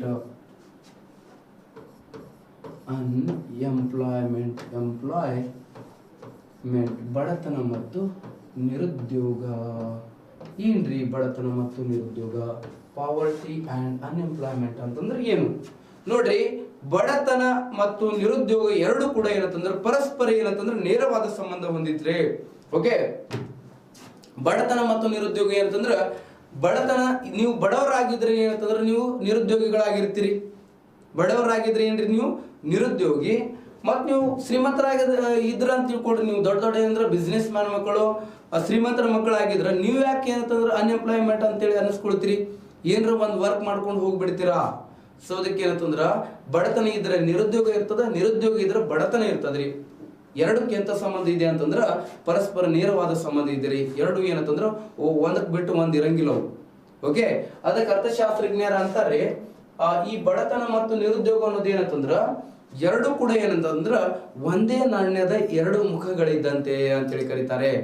ಬಡತನ ಮತ್ತು ನಿರುದ್ಯೋಗವನ್ನು ಏನಂತ ಕರೀತಾರೆ? ಒಂದೇ ನಾಣ್ಯದ ಎರಡು ಮುಖಗಳಿದ್ದಂತೆ ಅಂತೇಳಿ ಹೇಳ್ತಾರೆ. ಬಡತನ ಇದ್ರೆ ನಿರುದ್ಯೋಗ ಇರ್ತದ, ನಿರುದ್ಯೋಗ ಇದ್ರೆ ಬಡತನ ಇರ್ತದ ಅಂತೇಳಿ ಹೇಳ್ತಾರೆ. ನೀವು ಏನಂತಂದ್ರೆ ಕೆಲಸ ಇಲ್ಲ, ನೀವು ಬಡವರಾಗಿದ್ರಿ. ಈಗ ನೀವು ಎಲ್ಲರೂ ಕಾಂಪಿಟೇಟಿವ್ ಎಕ್ಸಾಮಿಗೆ ಪ್ರಿಪೇರ್ ಮಾಡ್ತಿದ್ರಲ್ಲ, ಈಗ ಅಪ್ಪ ಅಮ್ಮ ಅಣ್ಣ ತಂಗಿ ಅವ್ರವ್ರ ಮೇಲೆ ಏನಂತಂದ್ರೆ ನೀವು ಅವಲಂಬನೆ ಆಗಿದ್ರಿ. ಈಗ ನಿಮ್ ಕಡೆ ರೊಕ್ಕನೇ ಇಲ್ಲ, ಖರ್ಚಿಗೆ ಸ್ವಲ್ಪ ಕೊಡ್ತಿರ್ತಾರೆ, ಎಲ್ಲ ಕಾಂಪ್ರಮೈಸ್ ಲೈಫ್ ನಿಮ್ದು. ಸೊ ಅದಕ್ಕೆ ಏನಂತಂದ್ರ ಒಂದು ಜಾಬ್ ಆದ್ರೆ ಏನಂತಂದ್ರೆ ಆರಾಮ್ ಲಿವಿಂಗ್ ಸ್ಟ್ಯಾಂಡರ್ಡ್ ಏನಂತಂದ್ರೆ ಸೂಪರ್ ಆಗಿರುವಂಥದ್ದು. ಸರಿನಾ?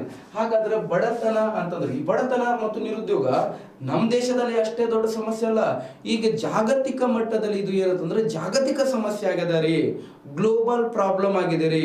ಬಡತನ ಮತ್ತು ನಿರುದ್ಯೋಗ ಅನ್ನೋದು ಏನಂತಂದ್ರ ಜಾಗತಿಕ ಸಮಸ್ಯೆ ರೀ. ಬಹಳಷ್ಟು ದೇಶಗಳು ಅನುಭವಿಸುತ್ತಿರುವಂತ ಏನಂತಂದ್ರ ಅತಿ ದೊಡ್ಡ ಸಮಸ್ಯೆಗಳಲ್ಲಿ ಈ ಬಡತನ ಮತ್ತು ನಿರುದ್ಯೋಗ ಸಹ ಏನಂತಾಗಿದೆ, ಒಂದಾಗಿದೆ. ಹಾಗಾದ್ರೆ ಬಡತನ ಎಂದರೆ ಏನು ರೀ? ಬಡತನ ಎಂದರೇನು? ಬಡತನ ಎಂದರೇನು? ಈ ಬಡತನದ ಬಗ್ಗೆ ಮಾತ್ರ ಮಾತಾಡ್ತೀವಿ ನಾವು, ನಿರುದ್ಯೋಗದ ಬಗ್ಗೆ ಮಾತಾಡಂಗಿಲ್ಲ. ಈಗ ಬಡತನದ ಬಗ್ಗೆ ಮಾತ್ರ ಮಾತಾಡ್ತೀವಿ. ಬಡತನ ಎಂದರೇನು ಎಂದರೆ ಬಡತನ ಎಂದರೆ ಏನಪ್ಪ? Question mark. ಬಡತನ ಅಂತಂದ್ರೆ ಏನಪ್ಪ ನಿಮ್ಮ ಪ್ರಕಾರ? ಬಡತನ ಅಂದ್ರ ಯಾವುದೇ ಒಬ್ಬ ವ್ಯಕ್ತಿಯು ತನ್ನ ಕನಿಷ್ಠ ಅಗತ್ಯತೆಗಳನ್ನು ಅಥವಾ ಏನಂತಂದ್ರ ಮೂಲಭೂತ ಅಗತ್ಯತೆಗಳನ್ನು ಪಡೆದುಕೊಳ್ಳಲಾಗದೇ ಇರುವಂತ ಅಸಹಾಯಕ ಸ್ಥಿತಿಯನ್ನು ಏನಂತ ಕರೀತಾರೆ? ಬಡತನ ಅಂತೇಳಿ ಕರೀತಾರೆ. ಒಬ್ಬ ವ್ಯಕ್ತಿ ನೋಡ್ರಿ, ಅವನಿಗೆ ಬೇಕಾಗಿರುವಂತ ಅವಶ್ಯಕತೆಗಳು ರೀ ಕನಿಷ್ಠ ಅಗತ್ಯತೆಗಳು ಅಥವಾ ಮೂಲಭೂತ ಅಗತ್ಯತೆಗಳು, ಕನಿಷ್ಠ ಅಗತ್ಯತೆಗಳು ಅಂತ ಕರಿತೀವಿ. ಕನಿಷ್ಠ ಅಗತ್ಯತೆಗಳು ಅಥವಾ ಮೂಲಭೂತ ಅಗತ್ಯತೆಗಳು, ಕನಿಷ್ಠ ಅಗತ್ಯತೆಗಳು ಅಥವಾ ಮೂಲಭೂತ ಅಗತ್ಯತೆಗಳು, ತನ್ನ ಕನಿಷ್ಠ ಅಗತ್ಯತೆಗಳು ಅಥವಾ ಮೂಲಭೂತ ಅಗತ್ಯತೆಗಳನ್ನು ಪಡೆದುಕೊಳ್ಳಲಾಗದಿರುವ ಒಂದು ಅಸಹಾಯಕ ಸ್ಥಿತಿ ರೀ. ಏನ್ರಿ ಕನಿಷ್ಠ ಅಗತ್ಯತೆಗಳು? ಒಂದೇದು ನೋಡ್ರಿ, ಕನಿಷ್ಠ ಅಗತ್ಯತೆಗಳಲ್ಲಿ ಆಹಾರ ನೋಡ್ರಿ ಸ್ನೇಹಿತರೆ, ಎಷ್ಟೋ ಜನರಿಗೆ ಏನಂತಂದ್ರ ಪ್ರಾಪರ್ಲಿ ಏನಂತಂದ್ರ 3 ಟೈಮ್ ಏನಂತಂದ್ರ ಊಟ ಸಿಗತ್ತಿಲ್ರಿ. 1 ಟೈಮ್ ಊಟ ಮಾಡಿದ್ರೆ ಏನಂತಂದ್ರ 1 ಟೈಮ್ ಏನಾದ್ರು ಊಟ ಮಾಡಂಗಿಲ್ಲ. ಇಲ್ಲೇ ಧಾರವಾಡ ಒಳಗೆ ಎಷ್ಟೋ ಸ್ಟೂಡೆಂಟ್ಸ್ ನೋಡ್ತಿರ್ತೀನಿ ನಾನು. 1 ಟೈಮ್ ಏನಂದ್ರೆ ಮಧ್ಯಾಹ್ನ ಊಟ ಮಾಡಿದ್ರೆ ರಾತ್ರಿ ಊಟ ಇರಂಗಿಲ್ಲ. ರಾತ್ರಿ ಊಟ ಮಾಡಿದ್ರೆ ಬೆಳಗ್ಗೆ ನಾಷ್ಟ ಮಾಡ್ತಿರಂಗಿಲ್ಲ. ಒಂದು ಟೀ, ಒಂದು ಬನ್, ಇಲ್ಲಂತಂದ್ರೆ ಒಂದೇನಂದ್ರೆ ಬಾಳೆಹಣ್ಣು ಮೇಲೆ ಅಂತಂದ್ರೆ ತಮ್ಮ ಈ ಒನ್ ಟೈಮ್ ಏನಂತಂದ್ರೆ ಊಟ ಏನು ಮಾಡ್ತಿರ್ತಾರೆ, ಬಿಡ್ತಿರ್ತಾರೆ ಹುಡುಗರು. ಅಂಥ ಹುಡುಗರು ಆದಾರಿ ಆಹಾರ ಎಷ್ಟೋ ಮಂದಿಗೆ ಏನಂತಂದ್ರೆ ಆಹಾರ ಸಮಸ್ಯೆಗಳಿದೆ. ಓಕೆ, ನಮ್ಗಿಂತ ಜಾಸ್ತಿ ಏನಂತಂದ್ರೆ ಆಫ್ರಿಕಾ ಖಂಡದಲ್ಲಿ ಏನಂತಂದ್ರೆ ಕೆಲವೊಂದಿನ ಬುಡಕಟ್ಟು ಜನಾಂಗಗಳಲ್ಲಿ ಏನಂತಂದ್ರೆ ಬಹಳಷ್ಟು ಆಹಾರದ ಸಮಸ್ಯೆ ಇದೆ ರೀ. ಕೆಲವೊಬ್ಬರು ಏನಂತಂದ್ರೆ ಬದುಕೋಗೋಸ್ಕರ ತಿನ್ನೋದಾದ್ರ, ಇನ್ನು ಕೆಲವೊಬ್ಬರು ತಿನ್ನೋಗೋಸ್ಕರ ಬದುಕ್ತಿರ್ತಾರೆ. ಯಾವಾಗ ನೋಡಿದಾಗ ಅಂದ್ರೆ ಮೇಯ್ತಿರ್ತಾರೆ ಹೆಂಗ. ಓಕೆ, ಬಟ್ ಏನಂತಂದ್ರೆ ಆಹಾರ ಅಂತ ಕರಿತೀವಿ. ಇನ್ನು ಎರಡನೇದು ಏನಂತಂದ್ರೆ ವಸತಿ ಅಂತ ಕರಿತೀವಿ. ಎರಡನೇದು ವಸತಿ. ಇದು ಕೂಡ ಏನಂತಂದ್ರೆ ಕನಿಷ್ಠ ಅಗತ್ಯತೆಗಳು ಅಥವಾ ಮೂಲಭೂತ ಅಗತ್ಯತೆಗಳು ರೀ ಪ್ರತಿಯೊಬ್ಬ ಮಾನವನಿಗೆ. ಎಷ್ಟೋ ಜನರಿಗೆ ಸ್ವಂತ ಮನೆ ಅನ್ನೋದಿಲ್ರಿ. ಓಕೆ, ಸ್ವಂತ ನೆಲ ಅನ್ನೋದಿಲ್ಲ ಬಹಳಷ್ಟು ಮಂದಿಗೆ. ಓಕೆ, ಕೆಲವೊಬ್ರು ಬಾಡಿಗೆ ಮನೆಯಲ್ಲಿ. ನಮ್ಮ ದೇಶದಲ್ಲಿ ಏನಂತಂದ್ರೆ ಇನ್ನೂ ಕೂಡ ಏನಂತಂದ್ರೆ 20% ಜನರಿಗೆ ಏನಂತಂದ್ರೆ ಸ್ವಂತ ಏನಂತಂದ್ರೆ ಮನಿ ಇಲ್ಲ. 20ರಿಂದ 30% ಜನರಿಗೆ ಸ್ವಂತ ಮನಿ ಇಲ್ಲ. ಅದರೊಳಗೆ ಏನಂದ್ರೆ ಸಿಟಿ ಏರಿಯಲ್ಲಿ ಇರ್ತಾರಲ್ಲ, ಅವ್ರಿಗೆ ಏನಂತಂದ್ರೆ ಮನಿ ಜಾಸ್ತಿ ಇರಂಗಿಲ್ಲ, ಬಾಡಿಗೆ ಮನೆಯಲ್ಲಿ ಇರ್ತಾರ ಅವ್ರು ಅರ್ಬನ್ ಏರಿಯಾಸ್ಗಳಲ್ಲಿ. ನೋಡ್ರಿ, ಕೆಲವೊಂದು ಹಳ್ಳಿ ಒಳಗೆ ಮನಿ ಇದ್ರೂ ಕೂಡ ಫೆಸಿಲಿಟೀಸ್ಗಳು ಇರಂಗಿಲ್ಲ. ಮಳೆಗಾಲ ಬಂದ್ರೆ ಜಾಗರಣೆ ಮಾಡ್ತಿರ್ತಾರೆ ನಿಮ್ಮ ತಂದೆ ತಾಯಿ. ಅದ್ರ ಕನ್ಸರ್ನ್ ಇರಬೇಕು ನಿಮ್ಗೆ ಮೇನ್. ಓಕೆ, ಇದು ಕೂಡ ಏನಂತಂದ್ರೆ ಕನಿಷ್ಠ ಅಗತ್ಯತೆಗಳು. ನೆಕ್ಸ್ಟ್ ಏನಂತಂದ್ರೆ ಶಿಕ್ಷಣ. ಯಾವುದು? ಶಿಕ್ಷಣ. ಇದು ಕೂಡ ಮೂಲಭೂತ ಅಗತ್ಯತೆಗಳು. ಈಗ ಬಹಳಷ್ಟು ಜನರಿಗೆ ಏನಂತಂದ್ರೆ ಈಗ ಬಂದಾಗ ನಾವು ಆಫ್ಲೈನ್ ಅಲ್ಲಿ ನೋಡ್ತಿರ್ತೀವಿ. ಬಂದಾಗ ಏನಂತಂದ್ರೆ ಬ್ಯಾಚ್ ಫಸ್ಟ್ ಸ್ಟಾರ್ಟ್ ಆದಾಗ ಬ್ಯಾಚ್ ಫುಲ್ ಇರ್ತಾರೆ. ಬ್ಯಾಚ್ ಒಳಗೆ 100, 150, 200, ಒಂದೊಂದು ಬ್ಯಾಚ್ ಒಳಗೆ 250 ತನಕ ಇರ್ತಾರೆ. ಬರ್ತಾ ಲಾಸ್ಟ್ ಎಂಡಿಗೆ ಏನಂತಂದ್ರೆ ಒಂದು 30 ಮಂದಿ 40 ಮಂದಿ ಉಳಿದು ಬಿಡ್ತಾರೆ. ಅವರೆಲ್ಲ ಎಲ್ಲಿ ಹೋದ್ರು ಸರ್? ಅವರೆಲ್ಲ ಏನಂತಂದ್ರೆ ಮನೆಯಿಂದ 4 ತಿಂಗಳಾಗುವಷ್ಟು 3 ತಿಂಗಳಾಗುವಷ್ಟು ಅಮೌಂಟ್ ಅಂತ ತೊಗೊಂಡು ಬಂದಿರ್ತಾರೆ. ಅಮೌಂಟ್ ಆದ ನಂತರ ಏನಾದ್ರು ಹೋಗ್ಬಿಡ್ತಾರೆ. ಸೊ ಅದಕ್ಕೆ ಅಂದ್ರೆ ಪ್ರಾಪರ್ಲಿ ಶಿಕ್ಷಣ ಕಲಿಯಾಕೂ ಆಗವಲ್ದು. ಎಷ್ಟೋ ಮಂದಿಗೆ ಏನಂತಂದ್ರೆ ಈಗ ಶಿಕ್ಷಣ ಸಿಗ್ತಿಲ್ಲ. 1 ಟೈಮ್ ಏನಂತಂದ್ರೆ ಲೈಬ್ರರಿ ಹಚ್ಚಿ ಓದ್ಬೇಕಂದ್ರೆ ಆಗಂಗಿಲ್ರಿ. ಯಾವಾಗ ಫ್ರೀ ಇದ್ದಾಗ ನಮ್ಮ ಧಾರವಾಡಕ್ಕೆ ಬರ್ರಿ.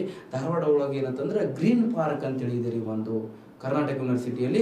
ಆ ಗ್ರೀನ್ ಪಾರ್ಕ್ ಅಲ್ಲಿ ಓದುವಂತ ಹುಡುಗರಿಗೆ ನೋಡಿದ್ರೆ, ಹುಡುಗರು ನೋಡಿದ್ರೆ ನಿಮ್ಗೆ ಅಂದ್ರೆ ಎಂತ ಓದ್ಲಾರ್ದವನಿಗೆ ಹೋದ್ರು ಕೂಡ ಏನಂತಂದ್ರ ಪಾರ್ಕ್ ಅಂದ್ರೆ ನಮ್ಮ ಕಡೆ ಏನಂತಂದ್ರೆ ಕಲಬುರಗಿ, ಬೀದರ್ ಆ ಕಡೆ ಪಾರ್ಕ್, ನಮ್ಮ ಬೆಂಗಳೂರು ಪಾರ್ಕ್ ಅಂತಂದ್ರ ಜೋಡಿ ಹಕ್ಕಿಗಳು ಕೂತಿರ್ತಾವೆ. ಮತ್ತೇನಂದ್ರೆ ಅಜ್ಜ ಅಜ್ಜಿಗಳು ವಾಕ್ ಮಾಡ್ತಿರ್ತಾರೆ, ಹೂ ಈ ಹೂ ಅಂತಿರ್ತಾರೆ, ಅಂತ ಮಾಡ್ತಿರ್ತಾರೆ. ಬಟ್ ಆ ಪಾರ್ಕ್ ಅಲ್ಲಿ ಎಲ್ಲಿ ನೋಡಿದಲ್ಲಿ ಏನಂತಂದ್ರ ವಿದ್ಯಾರ್ಥಿಗಳು ಓದ್ತಿರ್ತಾರೆ. ಓಕೆ, ಸೊ ಅದಕ್ಕೆ ಏನಂತಂದ್ರೆ ಯಾಕೆ ಓದ್ತಿದ್ದಾರೆ ಸರ್ ಪಾರ್ಕ್ ಒಳಗೆ ಅಂತಂದ್ರೆ 800 ರೂಪಾಯಿ ಕೊಟ್ಟು 600 ರೂಪಾಯಿ ಕೊಟ್ಟು ಏನಂತಂದ್ರೆ ಲೈಬ್ರರಿ ಹಚ್ಕೊಳ್ಳುವಷ್ಟು ಎಬಿಲಿಟಿ ಕೂಡ ಅವ್ರ ಕಡೆ ಇರಂಗಿಲ್ಲ. ಅದ್ರಗೋಸ್ಕರ ಶಿಕ್ಷಣ. ನೆಕ್ಸ್ಟ್ ಏನಂತಂದ್ರ 4ನೇದು ಯಾವುದು ಅಂತಂದ್ರೆ ಆರೋಗ್ಯ ರೀ. ಆರೋಗ್ಯ. ಓಕೆ, ಆರೋಗ್ಯ ನೋಡ್ರಿ, ಶ್ರೀಮಂತರಿಗೆ ಒಂಥರ ಆರೋಗ್ಯ ಇರುತ್ತೆ, ಇನ್ನು ಬಡವರಿಗೆ ಕೂಡ ಅಂತಂದ್ರೆ ಒಂದು ಆರೋಗ್ಯ ಇರುತ್ತೆ. ನಿಮ್ಗೆ ಯುವರಾಜ್ ಸಿಂಗ್ ಗೊತ್ತೇನ್ರಿ? ನಿಮ್ಗೆ 2007ರ T20 ವಿಶ್ವಕಪ್ ಗೆಲ್ಬೇಕಂದ್ರೆ ಕಾರಣರಾಗಿರುವಂಥ ವ್ಯಕ್ತಿ. ಮತ್ತೇನಂದ್ರೆ 2011 ವಿಶ್ವಕಪ್ ಗೆಲ್ಲಬೇಕು ಅಂತಂದ್ರೆ ಕಾರಣರಾಗಿರುವಂಥ ವ್ಯಕ್ತಿ ಅವರು. ಓಕೆ, ಆಟಗಾರ. ಅವರು ಬ್ಲಡ್ ಕ್ಯಾನ್ಸರ್ ಆಗಿತ್ತು. ಬಟ್ ಏನಂತಂದ್ರೆ ಅವ್ರ ಕಡೆ ರೊಕ್ಕ ಇತ್ತು, ರಿಕವರಿ ಆದರು. ಇನ್ನು ಎಷ್ಟೋ ಮಂದಿಗೆ ಏನಂತಂದ್ರೆ ಅವ್ರ ಅಂಥ ಕಾಯಿಲೆಯಿಂದ ಸತ್ತವ್ರ ಮಂದಿ ಆದ್ರು ನಮ್ಮ ಇಂಡಿಯಾ ಒಳಗೆ. ಮತ್ತು ಅವ್ರು ಯಾಕೆ ರಿಕವರಿ ಆಗಲಿಲ್ಲ? ಯುವರಾಜ್ ಸಿಂಗ್ ಯಾಕೆ ರಿಕವರಿ ಆದರು ಅಂತಂದ್ರೆ ಅವ್ರು ಏನಂತಂದ್ರೆ ಫೈನಾನ್ಸಿಯಲಿ ಸ್ಟ್ರಾಂಗ್ ಇದ್ದಾರೆ. ಓಕೆ, ಅದಕ್ಕೆ ಅಂದ್ರೆ ರಿಕವರಿ ಆದರು. ಮತ್ತೇನಂದ್ರೆ ಕೆಲವೊಬ್ರು ಏನಾದ್ರು ಬಡವರಿಗೆ ಎಷ್ಟು ಕೋಟ್ಯಾನುಗಟ್ಲೆ ಎಲ್ಲಿಂದ ತರಬೇಕ್ರಿ? ನಮ್ಮ ಮಂದಿಗೆ ಏನಂತಂದ್ರೆ ಈಗ ಆಪತ್ ಟೈಮ್ ಬಂದ್ರೆ ಏನಂದ್ರೆ ಮಾರಿದ್ರೆ ಏನಂತಂದ್ರೆ 5 ಲಕ್ಷದ ಆಸ್ತಿ ಇರಂಗಿಲ್ಲ. ಸೊ ಅದಕ್ಕೆ ಏನಂತಂದ್ರೆ ಬಡವರಾಗಿ ಹುಟ್ಟೋದು ತಪ್ಪಲ್ಲ ಅಂತೇಳಿ ಹೇಳ್ತಾರೆ ಎಲ್ಲರೂ. ಬಡವರಾಗಿ ಸಾಯೋದು ಬೇಡ. ನಿಮಗೆ ಏನಂತಂದ್ರೆ ಗುಡಿಸಲು ಇಟ್ಕೊಂಡು ನಿಮ್ಮ ತಂದೆ ತಾಯಿ ಓದಿಸ್ತಾರಲ್ಲ, ಅವ್ರಿಗೆ ಏನಂದ್ರೆ ಗುಡಿಸಲೇ ಇಟ್ಕೊಂಡು ಸಹಾಯ ಮಾಡಕ್ ಹೋಗ್ಬೇಡ್ರಿ. ನೀವು ಅವ್ರು ಸಾಯೋವರೆಗೂ ಅಂದ್ರೆ ಒಂದ್ಸಲ ಏನಂತಂದ್ರೆ ಒಂದು ಸಣ್ಣದಾದ್ರೆ ಏನಂತಂದ್ರೆ ಮನಿ ಕಟ್ಟಿಸ್ಕೊಡ್ರಿ ಅವರಿಗೆ. ಓಕೆ, ಅದಕ್ಕಿಂತ ದೊಡ್ಡದು ಏನಾದ್ರು ಕೆಲಸ ಇಲ್ಲ. ನೆಕ್ಸ್ಟ್ ಏನಂತಂದ್ರ ಇನ್ನು ಏನಂತಂದ್ರೆ ಬಟ್ಟೆ ಕೂಡ ಕನಿಷ್ಠ ಅಗತ್ಯತೆಗಳಲ್ಲಿ ಒಂದು. ಓಕೆ, ಬಟ್ಟೆ ಕೂಡ ಕನಿಷ್ಠ ಅಗತ್ಯತೆಗಳಲ್ಲಿ ಒಂದು. ಈಗ ಏನಂತಂದ್ರೆ ಕೆಲವೊಬ್ಬರಿಗೆ ಏನಂತಂದ್ರ ಕರೆಕ್ಟ್ ಪ್ರಾಪರ್ಲಿ ಏನಂತಂದ್ರೆ ಒಂದು ಈಗ ದೀಪಾವಳಿ, ಹೋಲಿ ಮತ್ತು ಪಂಚಮಿ ಹಬ್ಬಗಳು ಬರ್ತವೆ ನಮ್ಮಲ್ಲಿ. ಓಕೆ, ಈಗ ನೆಕ್ಸ್ಟ್ ಯಾವ್ದು ಬರ್ತಿತ್ತು ಅಂತಂದ್ರೆ ಈಗ ಕಾರ್ ಹುಣ್ಣಿಮೆ ಬರ್ಬೋದು. ಈಗ ಅವಾಗ ಏನಂತಂದ್ರೆ ಹಬ್ಬ ಬಂದ್ರೆ ಏನಂತಂದ್ರೆ ನಮ್ಮ ಸಂಪ್ರದಾಯದ ಪ್ರಕಾರ ಏನ್ ಮಾಡ್ತೀವಿ ನಾವು, ಟ್ರೆಡಿಷನಲ್ ಕಂಟ್ರಿ ನಮ್ಮ ಇಂಡಿಯಾ ಹೊಸ ಅರ್ಬಿ ಅಂತ ತಗೊಳ್ತಾರೆ. ಅರ್ಬಿ ಅಂದ್ರೆ ಬಟ್ಟೆ ಅಂತ ತಗೊಳ್ತಾರೆ. ಕೆಲವೊಬ್ರು ಬಟ್ಟೆ ಕೊಡ್ಸಕ್ಕೂ ಪೇರೆಂಟ್ಸ್ ಕಡೆ ಅಂತಂದ್ರೆ ಅಮೌಂಟ್ ಇರಂಗಿಲ್ಲ. ಇದು ಕೂಡ ಕನಿಷ್ಠ ಅಗತ್ಯಗಳಲ್ಲಿ ಒಂದ್ರಿ. ಇವುಗಳನ್ನು ಪಡೆದುಕೊಳ್ಳಲು ಆಗದೆ ಇರುವ ಒಂದು ಅಸಹಾಯಕ ಸ್ಥಿತಿಯನ್ನು ಏನು ಕರೀತಾರೆ? ಬಡತನ ಅಂತ ಕರೀತಾರೆ. ಬಡತನ ಅಂತೇಳಿ ಕರೀತಾರೆ. ಒಬ್ಬ ವ್ಯಕ್ತಿಯು ತನ್ನ ಕನಿಷ್ಠ ಅಗತ್ಯತೆಗಳು ಅಥವಾ ಮೂಲಭೂತ ಅಗತ್ಯಗಳನ್ನು ಪಡೆದುಕೊಳ್ಳಲಾಗದೆ ಇರುವಂತಹ ಸ್ಥಿತಿ. ಸರ, ಮತ್ತು ಬಡತನಕ್ಕೆ ಕಾರಣಗಳಲ್ಲಿ ಏನೇನಾದವ್ರಿ? ಬಡವರಾಗಲು ಕಾರಣಗಳು ಏನ್ರಿ? ಏನೇನ್ ಆದವ್ರಿ ಬಡವರಾಗಿ ಅಂತಂದ್ರ ನೋಡನ್ರಿ. ಕಾರಣಗಳು ಏನೇನ್ ಆದವ್ರಿ ಅಂತ ಹೇಳಿದ್ರ ಈಗ ನೆಕ್ಸ್ಟ್ ಏನಂತಂದ್ರೆ ಕಾರಣಗಳು ಏನಂತಂದ್ರೆ ನಿಮ್ಗೆ ನೋಡೋಣಂತ.